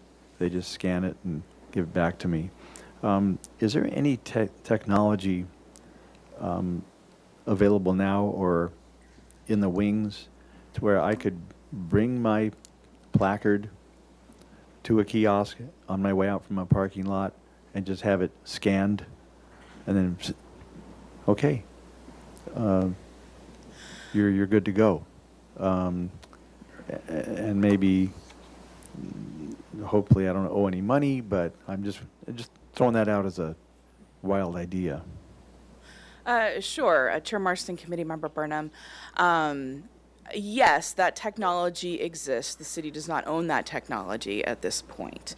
And that would still likely require a person to be present in order to verify, again, the disabled status and to issue that validation. And so, I see. yeah, but we are going to be piloting in the coming year, likely with some select businesses downtown who'd like to participate, a customer validation program. So similar to how we offer the subsidized blanket free period to all of our customers in downtown, we would then offer the businesses, if they wanted to subsidize additional time for their customers, to do that in that validation way that you describe, where they have either a little kiosk where they stamp your ticket, or they just do it, our system can allow it on like a desktop computer from a desktop app. So if they've got like a reception desk or something, they can do that there. And so that is technology that we are going to be piloting and working out, and sort of seeing how that works.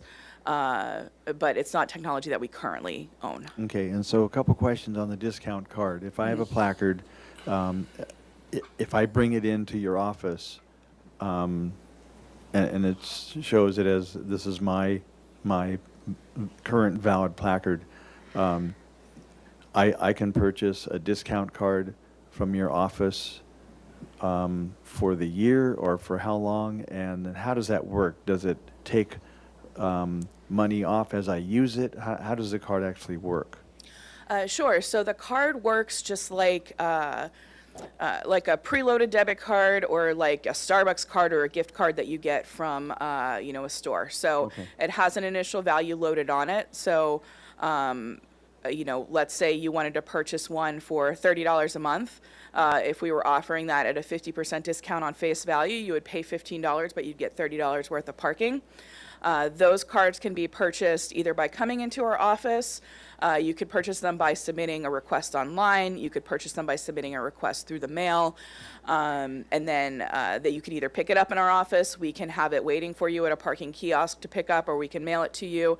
And then the card is refillable and rechargeable. So you can recharge it, again, online by coming into our office, any of those options. So, and again, that would be offered at a discount. We are proposing to cap the amount of discounted parking that you can buy in a particular month to $120 at the discounted rate. But if you're going beyond that, frankly, you should really consider getting a parking permit, because that's going to be a better value for you. But yeah, beyond that, you just use it same as a credit card in the parking lot. So it just debits the amount down, and then you can choose to recharge it. So when do you propose to have this program implemented where my placard that I have will no longer be used as to something to stick in my windshield when I go to find a parking place? So Committee Member Burnham, through the chair, you would still need to use the placard to park your vehicle when you're parked in the parking lot. You just wouldn't need to use it at exit if you wanted to use the prepaid card instead of getting the validation. So if you still want to request the validation, you will need to show that at exit. Up to you, again, because the recommendation is to retain the validation, which route you want to go. But you would not need to do that if you just wanted to use the discounted prepaid card. Okay, thank you. Yes.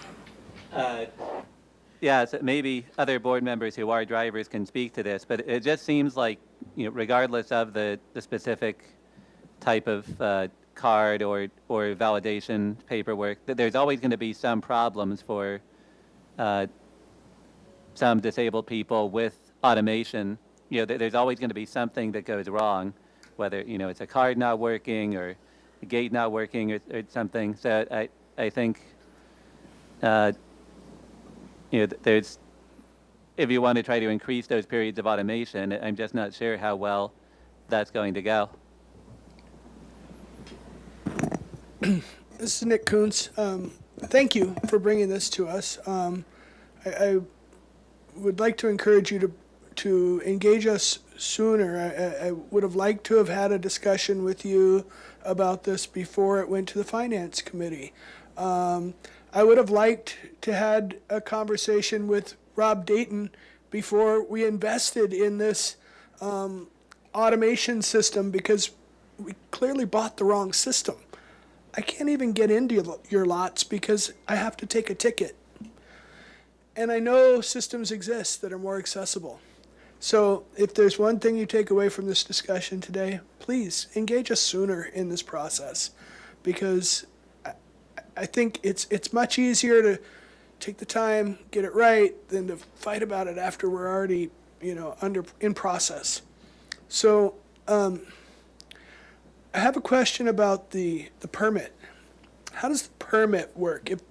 If you're somebody who buys a permit, you get a card, has it got a scan code on it? How's Sure, Chair Marston, Committee Member Kuntz. So if you get the monthly parking permit, that permit can work in two ways. So you do get a card, which is the NFC, near field communication card. So you hold it up to the column on the way in and on the way out. It's currently $160 a month, for example, in the Granada garage. It's a little bit less in the Ortega garage. But that is proposed to go up $5 a month this coming year, so it'd be $165 a month for all you can park, basically. So unlimited parking. So you just hold it up to the reader on the way in, you hold it up on the way out, it raises the gate for you. Because we do have license plate recognition technology now, you can also opt into that system where you put your license plate in the system and basically whitelist it, which means you don't have to do anything on the way in or way out. You just drive in, the gate lifts. you drive out, the gate lifts. It's not 100% of the time. If there's an issue with reading your license plate, it may not read. You may still need to use the card, so we encourage you to keep that as a backup.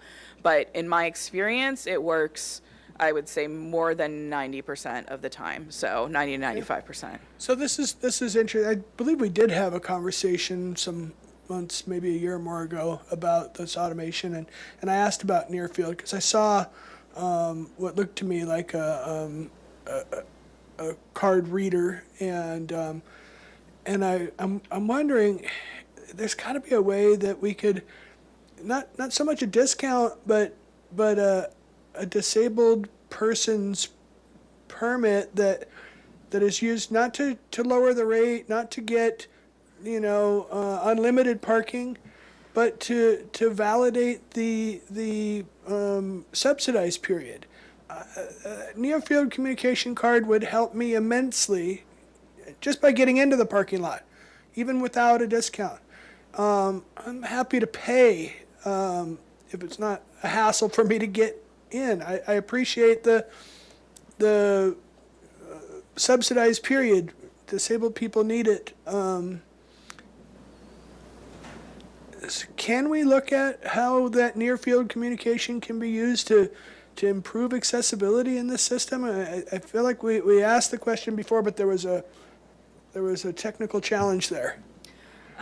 Yeah, we certainly can look at that, and I believe we will be looking at that. Unfortunately, the current system that we have, it's not the smartest of smart systems. It's really just a whitelist, blacklist function for the permit functionality. So basically, we can say just raise the gate for this person all the time without having to charge them, or don't allow this person in the parking lot. And so we don't have the sort of more nuanced ability to say, okay, for this person, charge them at this rate. For this kind of person, charge them at a different rate. However, we are embarking on a strategic planning process for our parking program, which will be leading into a full-blown reassessment of our technology that we use for parking access and revenue control in our parking lots. The current system that we have, most of it is at end of life at this point. So all of our columns and all of our gates are at end of life, and they need to be replaced, which means that for fiscal year 2025,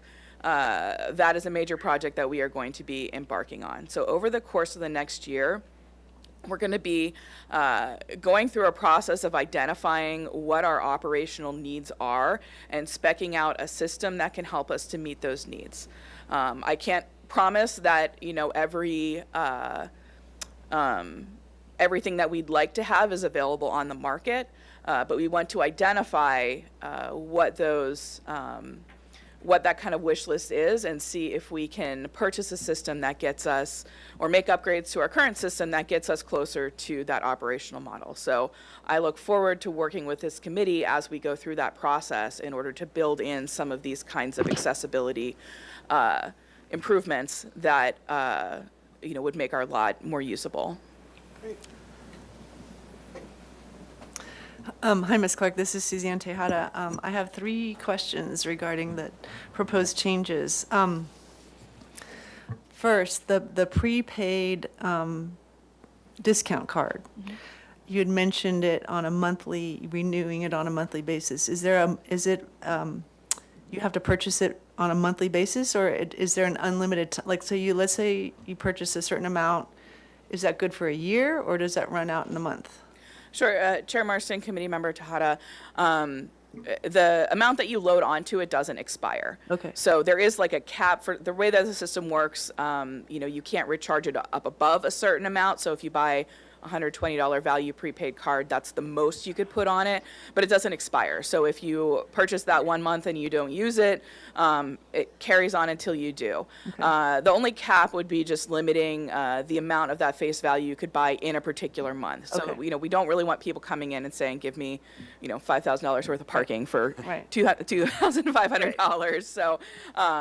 So we do have a cap on that, but yeah, it doesn't expire. Okay, because some people don't work downtown or use it regularly, and it's more spontaneous, random, and there's no way to predict by month how much you need. Right. Okay, that was question 1. Question 2 is, when you have this prepaid card, can how do you ensure that the right person is using the card? It's like, can you just give it to your friend or your relative and then they can start utilizing it?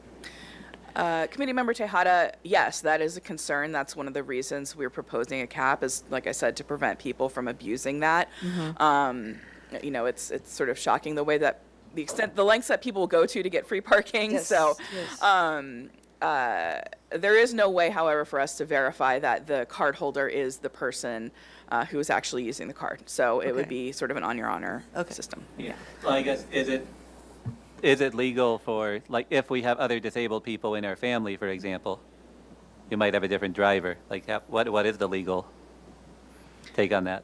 Sure, committee member, that's fine. You know, you can, you know, just like with a disabled placard, you know, you can use that if you're the disabled person, but you're not the driver, but somebody's transporting you, that's a legal use of that placard. So, you know, that is absolutely welcome, so. Okay.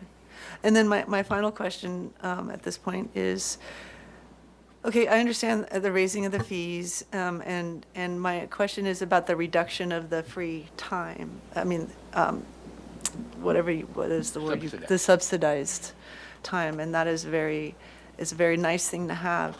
But that keeps getting shrunk from 90 minutes down to 75 minutes, now it's 60 minutes.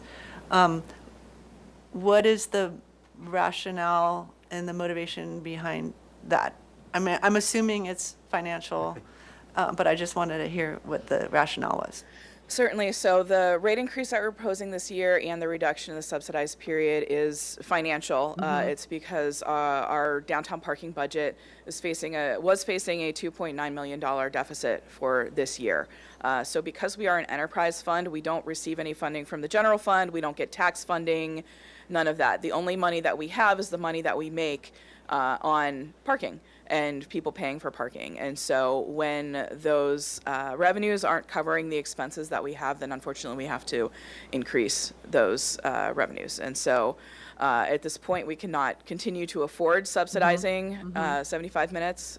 So we're going to have to move that down to 60 minutes. And that's why we've changed the nomenclature from the pre-period to the subsidized period, Right. because we want to emphasize the fact that it's not free to It's not provide free. that parking. Somebody's paying It's- for it. Correct, yeah. So I don't know if this is something I imagined or heard, but do the downtown businesses help with that subsidizing the parking? Do they help with that? Does anybody there pay? Yes, in fact, they do. So we have what's called a parking and business improvement area in the downtown district. We've had that since, I think, 1969 or 70 at this point. So it's been quite a long time that has been in place. And what that is it's a quarterly assessment of all the businesses that are within a certain proximity to our parking lots. And they pay based on a formula based on the type of business that they are, and in some cases it's grocery receipts, in some cases it's the size of the business and the number of employees. And so that money comes to us and it helps offset some of our operational costs. So, you know, the idea with forming that was to create a public parking system in the downtown area that could compete with what was at the time the brand new La Cumbra Plaza, where they were advertising free and ample parking. And so this is a way for the businesses to partner with the city to also offer some free parking. Unfortunately, that assessment hasn't changed since it was originally implemented. And so we get about $1 million a year from that, which only offsets 11 minutes of subsidized parking. So that assessment has not kept up with the subsidized period. So over the coming year, we are going to be reevaluating that assessment and determining whether we need to change the way it operates or, you know, change the way that we charge fees altogether, and the way that we fund our program altogether, and to find a better way to serve the city. So. Okay, well, I just, bringing that up, and thank you for explaining that, is that, yeah, we need to reassess that and see how that's working as well. That's a great question. Thank you. Thank you for those questions. I have quite a few, but I'll go with that one first. I noticed in your budget, there was nothing about increasing that fee. So can we think about that? It's been, 40 years since the same fee or something? That's ridiculous. I'm sure you agree, but please see if you could raise that fee and help cut your deficit down. Now, we talked about near-field cards, and also license plate readers. So I have two thoughts that I think could cut down cheating and also make it easy for some people. I don't know if you're aware of the many people who can't use your kiosk because they can't reach and get the ticket. So they just don't show up. They probably don't complain to you, they just don't go there anymore. But I know quite a few people who say, I don't park in the garages. So is there any way to get this near-field card to disabled people who can prove that they have a placard, and somehow they wouldn't have to try to get that ticket, and they wouldn't have to mess with the gate? Is that something you can get out? I know your workers have them to get in and out, so can we look into that? Yeah, Chair Marston, and it's beyond just our workers. We offer those permits to all downtown employees, so you do have to pay for them.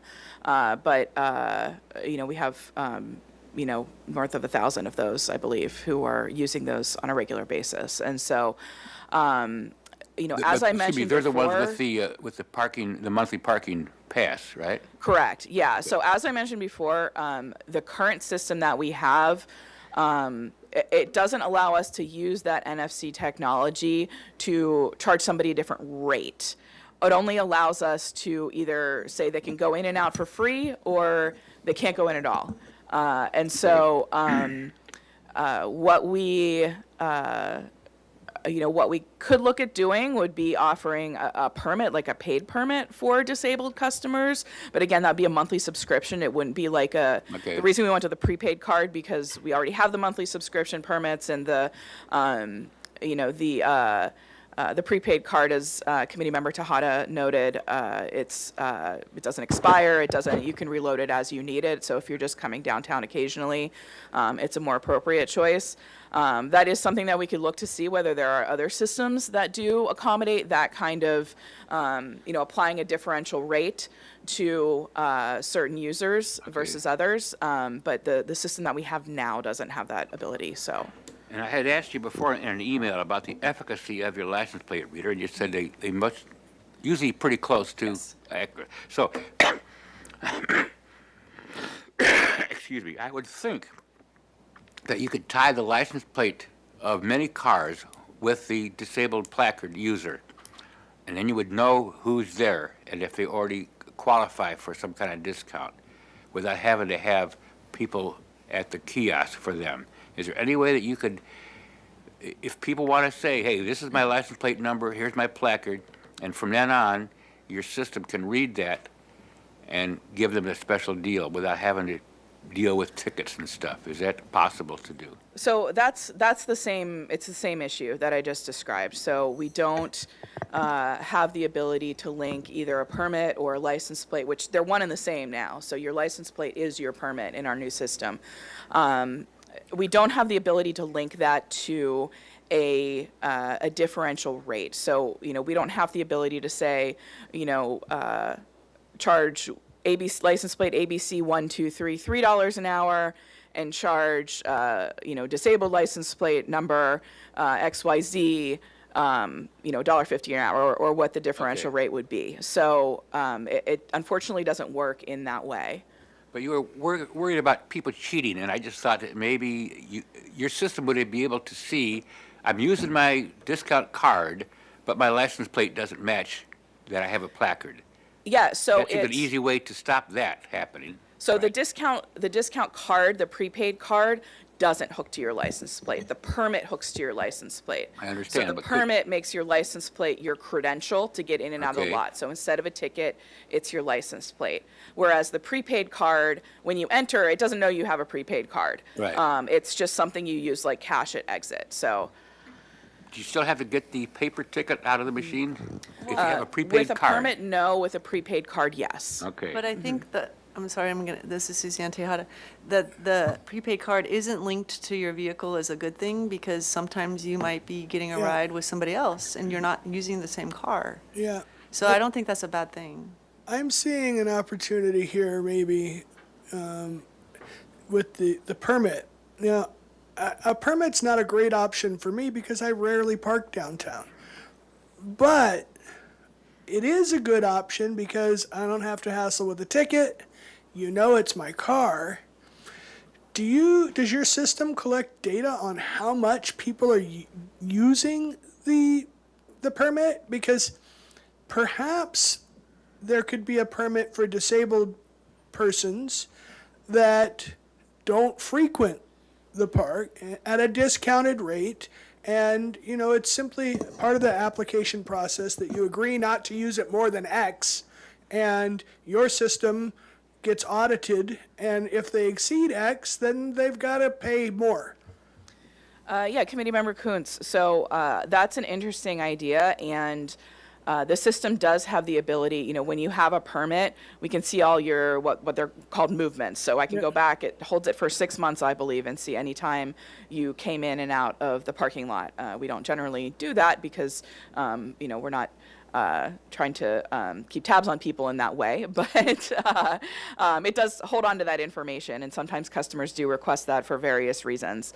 You know, as to you know, the situation that you propose, our system actually does have the ability to issue permits that are limited to certain days or times or numbers of use. So I believe there are ways to do it where we can say, you know, this permit is only valid for 10 hours or for 15 hours of parking, you know, and so there are limited ones, but that has to be determined when the permit is set. Doing something with an audit process like that would be very labor intensive for staff, Okay. unfortunately. Yeah, So, no, I get it. And, yeah. and I think that solution would work for me. And this is testament to why we should have these conversations sooner. Can I butt in for a second? So you're saying you could buy a $10 or $15 or $20 monthly permit and then have no more interaction? And In theory, yes. Okay. I mean, we set the prices for Go ahead, those Nick. permits. Yeah. But yeah, it does, you know, if provided your license plate reads, so you've got a front-facing license plate, not a, paper tags don't read as well, Okay. and it's clearly displayed, then, yeah, you enter and exit without having to have any contact with Or the near field. system. Yeah, or if Yeah. it doesn't read, then you would Yeah. use the card Yeah. and hold that up. I So, could put a near field on a stick and hang it out. Yes. I can't grab a ticket with a stick and pull it in. I'm really liking this new idea. I tend to park on street. I wish there was more on-street accessible parking, but I would pay, I don't know, $20 a month to be able to park 20 hours a month, something like that, in the lot, if I didn't have to struggle with a ticket and struggle with a kiosk. If I just had to have my license plate recognized or wave a near field, that works for me and a lot of disabled people. And one thought I had in listening to all this is, you know, when the city has lot attendants in the booth, they accommodate the disabled. But when you remove that, you remove the accommodation. And it's not the fault of the disabled members of this community that staff made poor decisions. I don't mean you. We're talking about Rob Dayton. Made this decision to go down this path that decreased accessibility. But the city needs to find new ways to accommodate. And we've been kind of getting stonewalled on that. So I see, you know, I'm not that guy. I don't want to go down a litigation path. But maybe there's, you know, this is a ADA grievance, that you're going the wrong way on your accessibility in the parking, and an accommodation needs to be made. so you're saying that you could, or in the future, you might be able to buy a $20 or $30 delineated pass with the near field. Is that correct? Can you do it now? Chair Marston, we don't currently have that product on offer. We would have Okay. to, you know, verify within our system the ability to set something like that up, and then council has to approve all of our fees, and so that's something that we would have to get approval Okay. for, but it's possible, yes, it's It'd- technologically it'd be- I'd possible. put that on auto pay to have, you know, limited access, hands-free. That would be a no-brainer for me. And so any chance we could get that in before the council before this budget cycle? Committee Member Kuntz, unfortunately, we don't have auto pay, but that's something I'll take back to our office Okay. and we'll take a look into it. We'll see if we can add that in to our recommendation. But I mean, the idea of a permit for a shorter use, is that something that could make it into this budget cycle? Yes, there's a possibility of that. Like I said, I need to go back and we'll need to talk to the finance director and to, I'll need to talk to staff and see, what we can kind of frame up in terms of a program that looks like that, yes. Okay, thank you. So I listened to all the finance budget meetings, and I was glad to see that Councilmember Friedman and Harmon were in favor of the 50% discount card, and also keeping this hybrid system where at least for a year we can use the card and/or the old system. And that's wonderful. And then you mentioned something else that you said you're going to do, but I forgot what that was. So my biggest question is this. You have a 2-point-something deficit this year, and last year you had a surplus. So can you easily tell me what has changed in your expenses that went up that much in just a year? Sure, Chair Marston. Chair Marston. So the difference between last year and this year is that there are two things. So on the revenue side, last year we had a one-time infusion of American Rescue Plan Act funds, yeah, ARPA. So those funds came into the tune, I think, for our program of around 1.3 million. I would need to go back and double check with that. So that was a one-time thing, Okay. and that's the only reason that we came in the black for last year. And so for this year, we are looking at another deficit, but for next year, the reason we had under a status quo budget, which means before proposing any rate increases, the reason we were looking at that sort of a deficit in particular was due to expenditure increases, and that specifically was capital. So we have a large backlog of capital projects that we have put on hold or delayed for budgetary reasons for the past several years. And so those capital expenditures need to be made at this point. We've got roofs that need to be repaired. We have, like I said, our large portions of our revenue control system are at end of life. We've got other building repairs and safety upgrades that we need to make. And so our capital expenditures, for quite a long time, they would generally hover around $500,000 or $600,000 a year. Whereas for this past year, it went to zero essentially for a few years during COVID. And so this past year we had about $700,000. And then again, under status quo without deferring anything, we were looking at about a $2 million capital expenditure for this year. So we have chosen to defer some of those projects, again, a little bit further in order to alleviate that deficit, but we're still at about $900,000 of capital. So the largest changes that you're seeing in expenditures are coming from capital expenditures. Okay, thank you. That's a very good explanation. Because I was curious, because a couple years ago, it was $1.50 an hour. Now it's doubled, and I didn't know where it was going. But if it was the capital expenditures and that one-time fund, I understand that.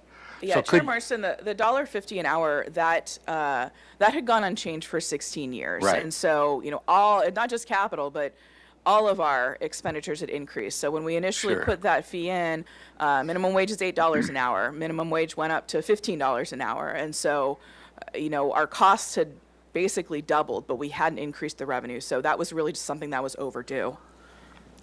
I appreciate all this information. Could you briefly say what it is you're going to go to council next time? You're going to change the 50% card, or ask for that, and you're going to go with keeping the old system for 1 year, perhaps, and have the fair card. And my last question before you answer that is, what are we going to do about advertising to visitors, and how are they going to know about what to do? Or are they just going to be in the blind? And is there going to be any advertisement or signs or anything? Sure, Chair Marston. So yes, at our next trip to council, we are going to affirm the Finance Committee's recommendation that we retain a validation system and that we try out the discounted prepaid card at 50%. Okay. For the validation, we are going to recommend, like I said, that we retain a validation, but that we update it to reflect the new fees. So going to a $2 an hour, Right. or excuse me, a 2-hour subsidized period and $12 max, up from Okay. $2.50 and $7. And then your second part of that question was, remind me? Just the visitors, how are people who aren't familiar with downtown know how to get any discount from this? Yeah, certainly, and that's honestly something that comes into play with the current validation too. You have to ask for it. It's not something that is given automatically unless you drive out with your hang tag up, which you're not supposed to do. Right, But okay. so it's already something that people have to know to ask for. We do have that information on our column that you can call or you can request that. So we would likely just do that through signage in the parking lots, letting people know that these cards are available to purchase. Okay, I'd like to have that on your website. I know Nick has Yeah. done a nice downtown it's easy to park. get stuff on the website these days. We've been Yeah. coordinating that stuff. It I'm sure you've takes seen a little Nick's time. downtown parking guide. Yes. We have to change that, but okay. Just another thought. With the prepaid card, is there a possibility that that could be used with the near field communication for entry only? Yeah, so Chair Marston, Committee Member Kuntz, so the prepaid card does work through near field communication, but it Okay. doesn't work on entry because it doesn't. So, like I said, the prepaid card works like money. It works more like a debit Yep. card or a credit card. Whereas, if it's letting you in, to get in, you need a credential. So you need, either your license plate or you need your license plate and a ticket, and then that's how the system clocks you in and says, okay, this person came in at 1:00. Okay, so but I guess what I'm getting at, is there a way to kind of hybridize the prepay and the permit so that we have the near field to get in, but then we use the prepaid to get out? Or I don't know, I guess I'm preferring the permit, but more on a limited use. I'm not downtown every day. I'm downtown a couple times a month, right? Anyway, I don't know what the solution is, but I think downtown parking needs to provide a solution to the disabled community and fast. I like I said, I'm not the one to bring litigation, but I think there is a potential for the city to be exposed to litigation, and we need to patch that. Thank you very much for your comments on that, and that's something that we will explore and hopefully work with this committee, like I said, through a strategic planning process, so that a future system can be friendlier in that way and more accessible in that way. For the prepaid card, our current system does have the ability to do what's called credit card in and credit card out, so where you don't need to use a ticket, you just use your credit card as your credential. But the requirement would be to switch the entire system over to that. We couldn't do a hybrid of tickets and credit cards. So, that isn't compatible with other means of payment such as cash. Customers who have cash transactions or who don't have credit cards, and so we do need to keep the lot accessible in that way. So, help me understand the credit card in, credit card out. How? So essentially, you can't right now because it's something that we have to sort of turn on and enable in the system. But it does have the ability to where instead of tickets, you use your credit card basically as your ticket. So instead of just paying with your credit card at exit, you put your credit card in when you go into the lot, and then you put your credit card in when you come out. Of course, now with the new, we've got like tap technology. You don't actually have to stick it in. You can hold it up if you've got a credit card that's enabled in that way. But like I said, that would be something that all customers would have to switch over to. So we wouldn't be able to continue to accommodate customers who don't have a credit card in that way. And so, that operationally for us is not something that we could pursue full time right now. Ms. Clark, I wonder if this has even been brought up before. I'm sure it has.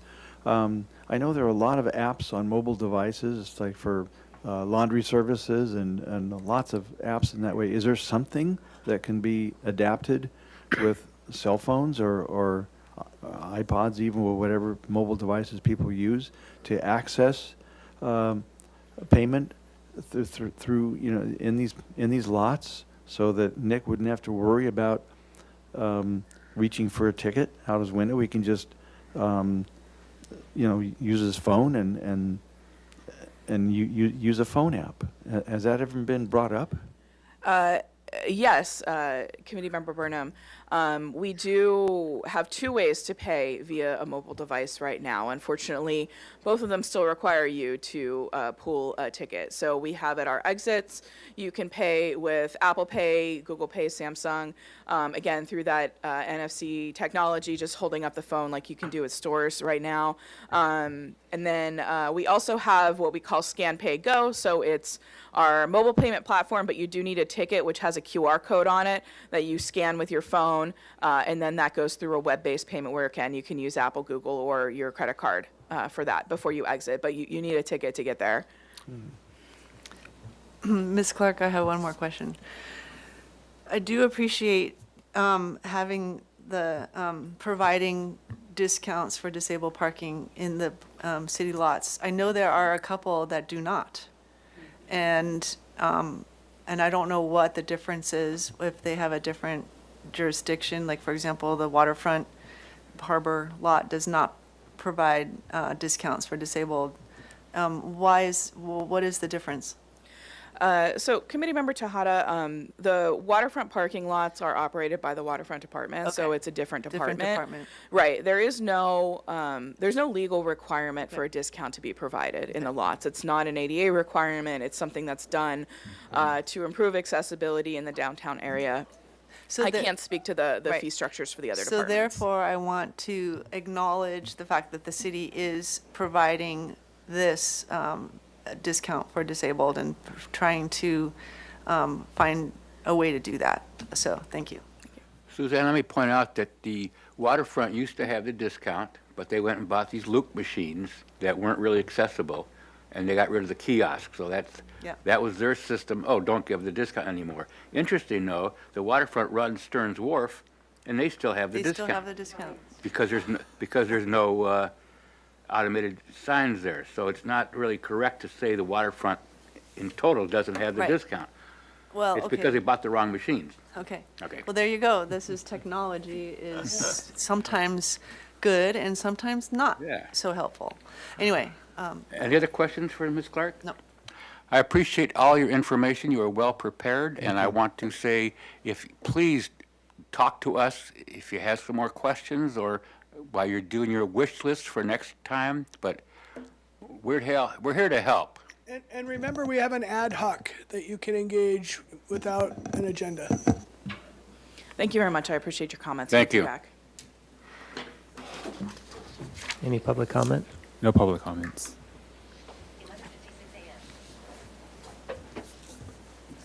Okay, we have a visitor here. Did you have something that you wanted to say?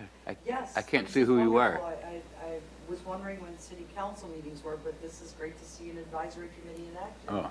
And I'm a disabled person, but I have an invisible disability. And so I was down on East Beach and reporting an elephant seal pup that had died and had not been taken care of by the city, and it was dead since Wednesday. And if the sun comes out, it will outgas. My name Sorry to interrupt, but would you be able to come to the mic and speak Oh, at yeah, the podium? absolutely. It will take me just a little bit to do that. Hang on. This is my service dog, Luna Estrella. We're learning Espanol. Is this the No, the one, the podium. I can, the podium right Oh, my here. goodness, that's even better. Good afternoon. Buenos tardes. I'm Reverend Dr. Wendy Davis. I just moved to Santa Barbara, and it's been a wonderful experience for the last month to actually work to become a resident, although I am a person who unfortunately is forced at this time to stay, sleep, excrement included in bags and cups in my van. I have a handicap placard, and I've been going to East Beach every morning to clean up the beach, and found a deceased elephant seal that had been on the beach since Wednesday. So I reported it to the nonprofit, and they were great, but they said that the city is not responding timely fashion. And I was told that if the sun does come out and this animal is exposed to the sun, it will outgas, and it's a hazard. There was a man on the beach very close to it, and you're not supposed to be within 150 feet. I found out after finding it. My dog was sniffing it and getting scared. I videotaped it and sent it over to the nonprofit for the ocean. And I just wanted to let him know that he was camped or sleeping next to a dead elephant seal. And he proceeded to curse me out with some very horrible language, and it scared us, and we had an episode. I have many seizures from brain injuries, multiple rapes and assaults by ex-veterans. And I moved from a place in Santa Barbara County, unincorporated State Street, which is near Hope Ranch. And I don't want to get into my personal stuff because there's actually a civil case against the landlord who was going to seize all of my property. But now I'm staying, and there's a safe parking program, which is very unsafe for women who have PTSD and situations like. So I'm basically I guess you could call myself a vigilante for the city, and I'd like to get involved in some programs. I applied to be an ambassador when I first arrived.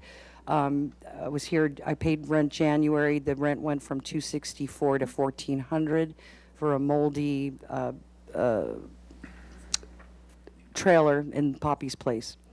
But now that I'm in the city, I just wanted to commend you with this process, because I have experienced firsthand, given that I'm on a very fixed income of $650, I can't afford to park. So I stay near my van, and I haven't gotten a parking ticket here, but I have gotten a parking ticket since I still have Arizona plates for not having a plate on the front of my car, and also for parking slightly in the red on a Saturday. And I think they've expunged it already.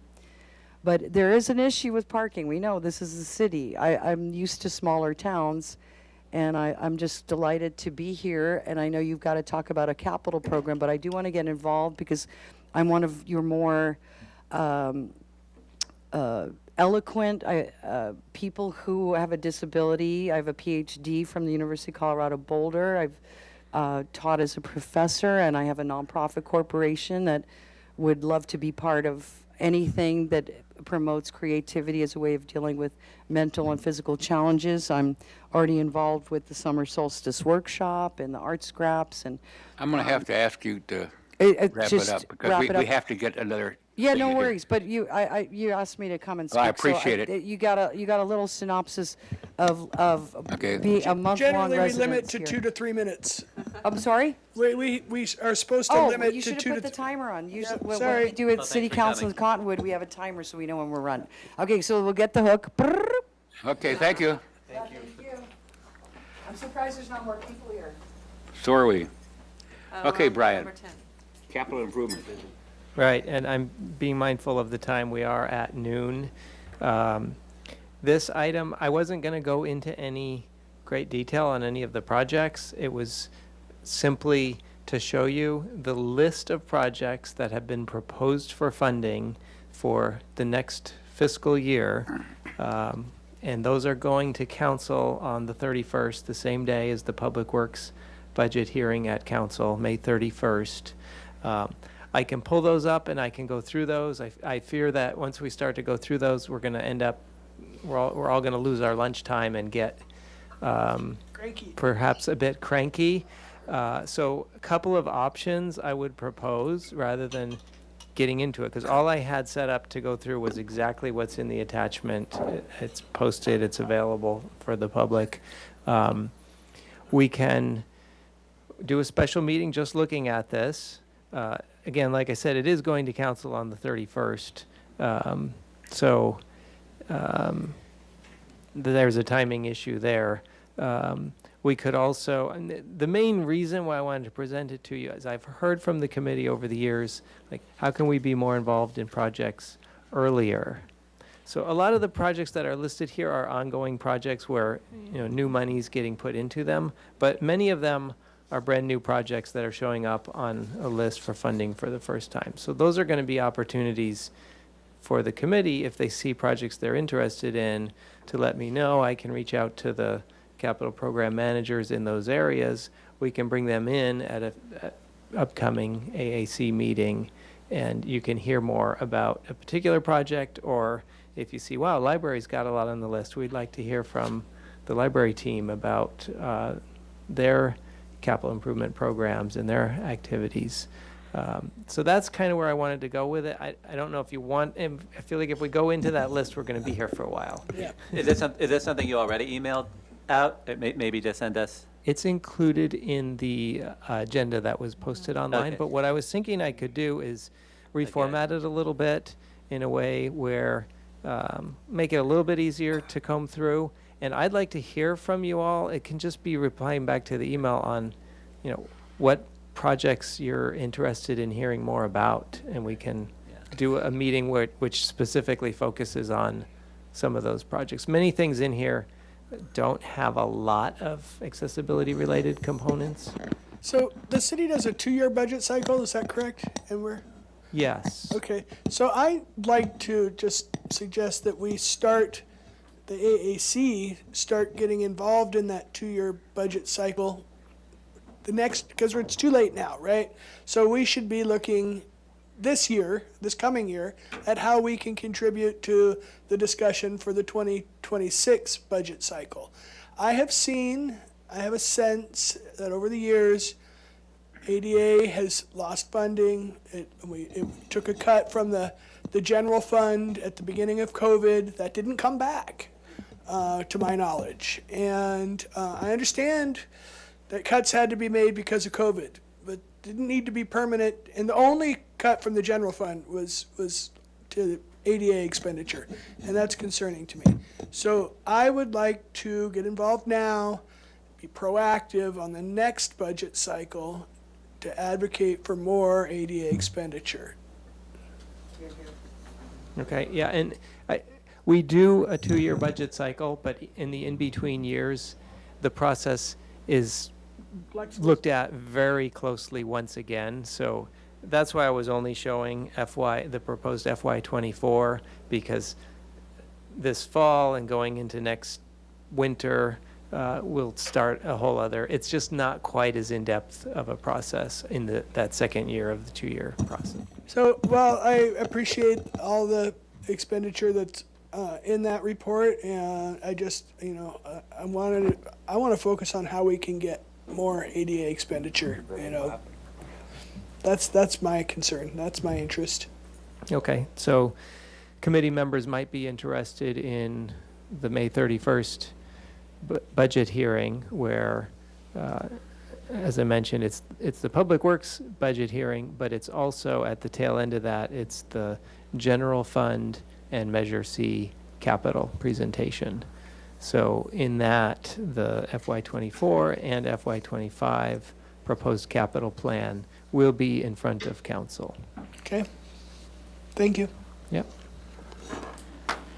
So this is all on the staff report now, in the agenda, and you said you're going to rework something and send that I'll out? send it out in a slightly different format to the Okay, and then we committee. can discuss with you what we need to do, and you said we perhaps can have a special meeting. That, I presented that as an option. I Okay. don't know that we necessarily need to do that. I'd like to hear, and you can be just responding back Okay. by email, what on the list is of interest to you all. Okay. And Brian, you want this sent to you by, before May 31st? No, it's not necessary that it be before that. I think the 31st is just if any of you individually are interested in providing information To council? to council. Okay. You need to be aware. And I'll probably send out, that would be the end of next week when that agenda gets finalized and posted. I usually, if there's an item that I know is of interest to the committee, I've been trying to send that out to. It usually happens on a Thursday, so you could look for that next week. Brian, I have a quick question. You have two columns. You have general fund and Measure C. So the money listed in each column that's where the money's coming from to pay for that.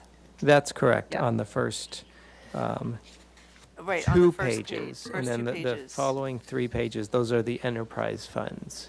Okay. Well, I have a 12:15 hard stop, so I can't stay much longer. Does anyone want to stay, or should we just read this and contact Brian? Yes. Okay, the next meeting is Friday, the August 25th at 9:30 in this room. And I thank Brian and Raymond for their time, and Sarita, thank you. And I adjourn the meeting. Thanks, everybody.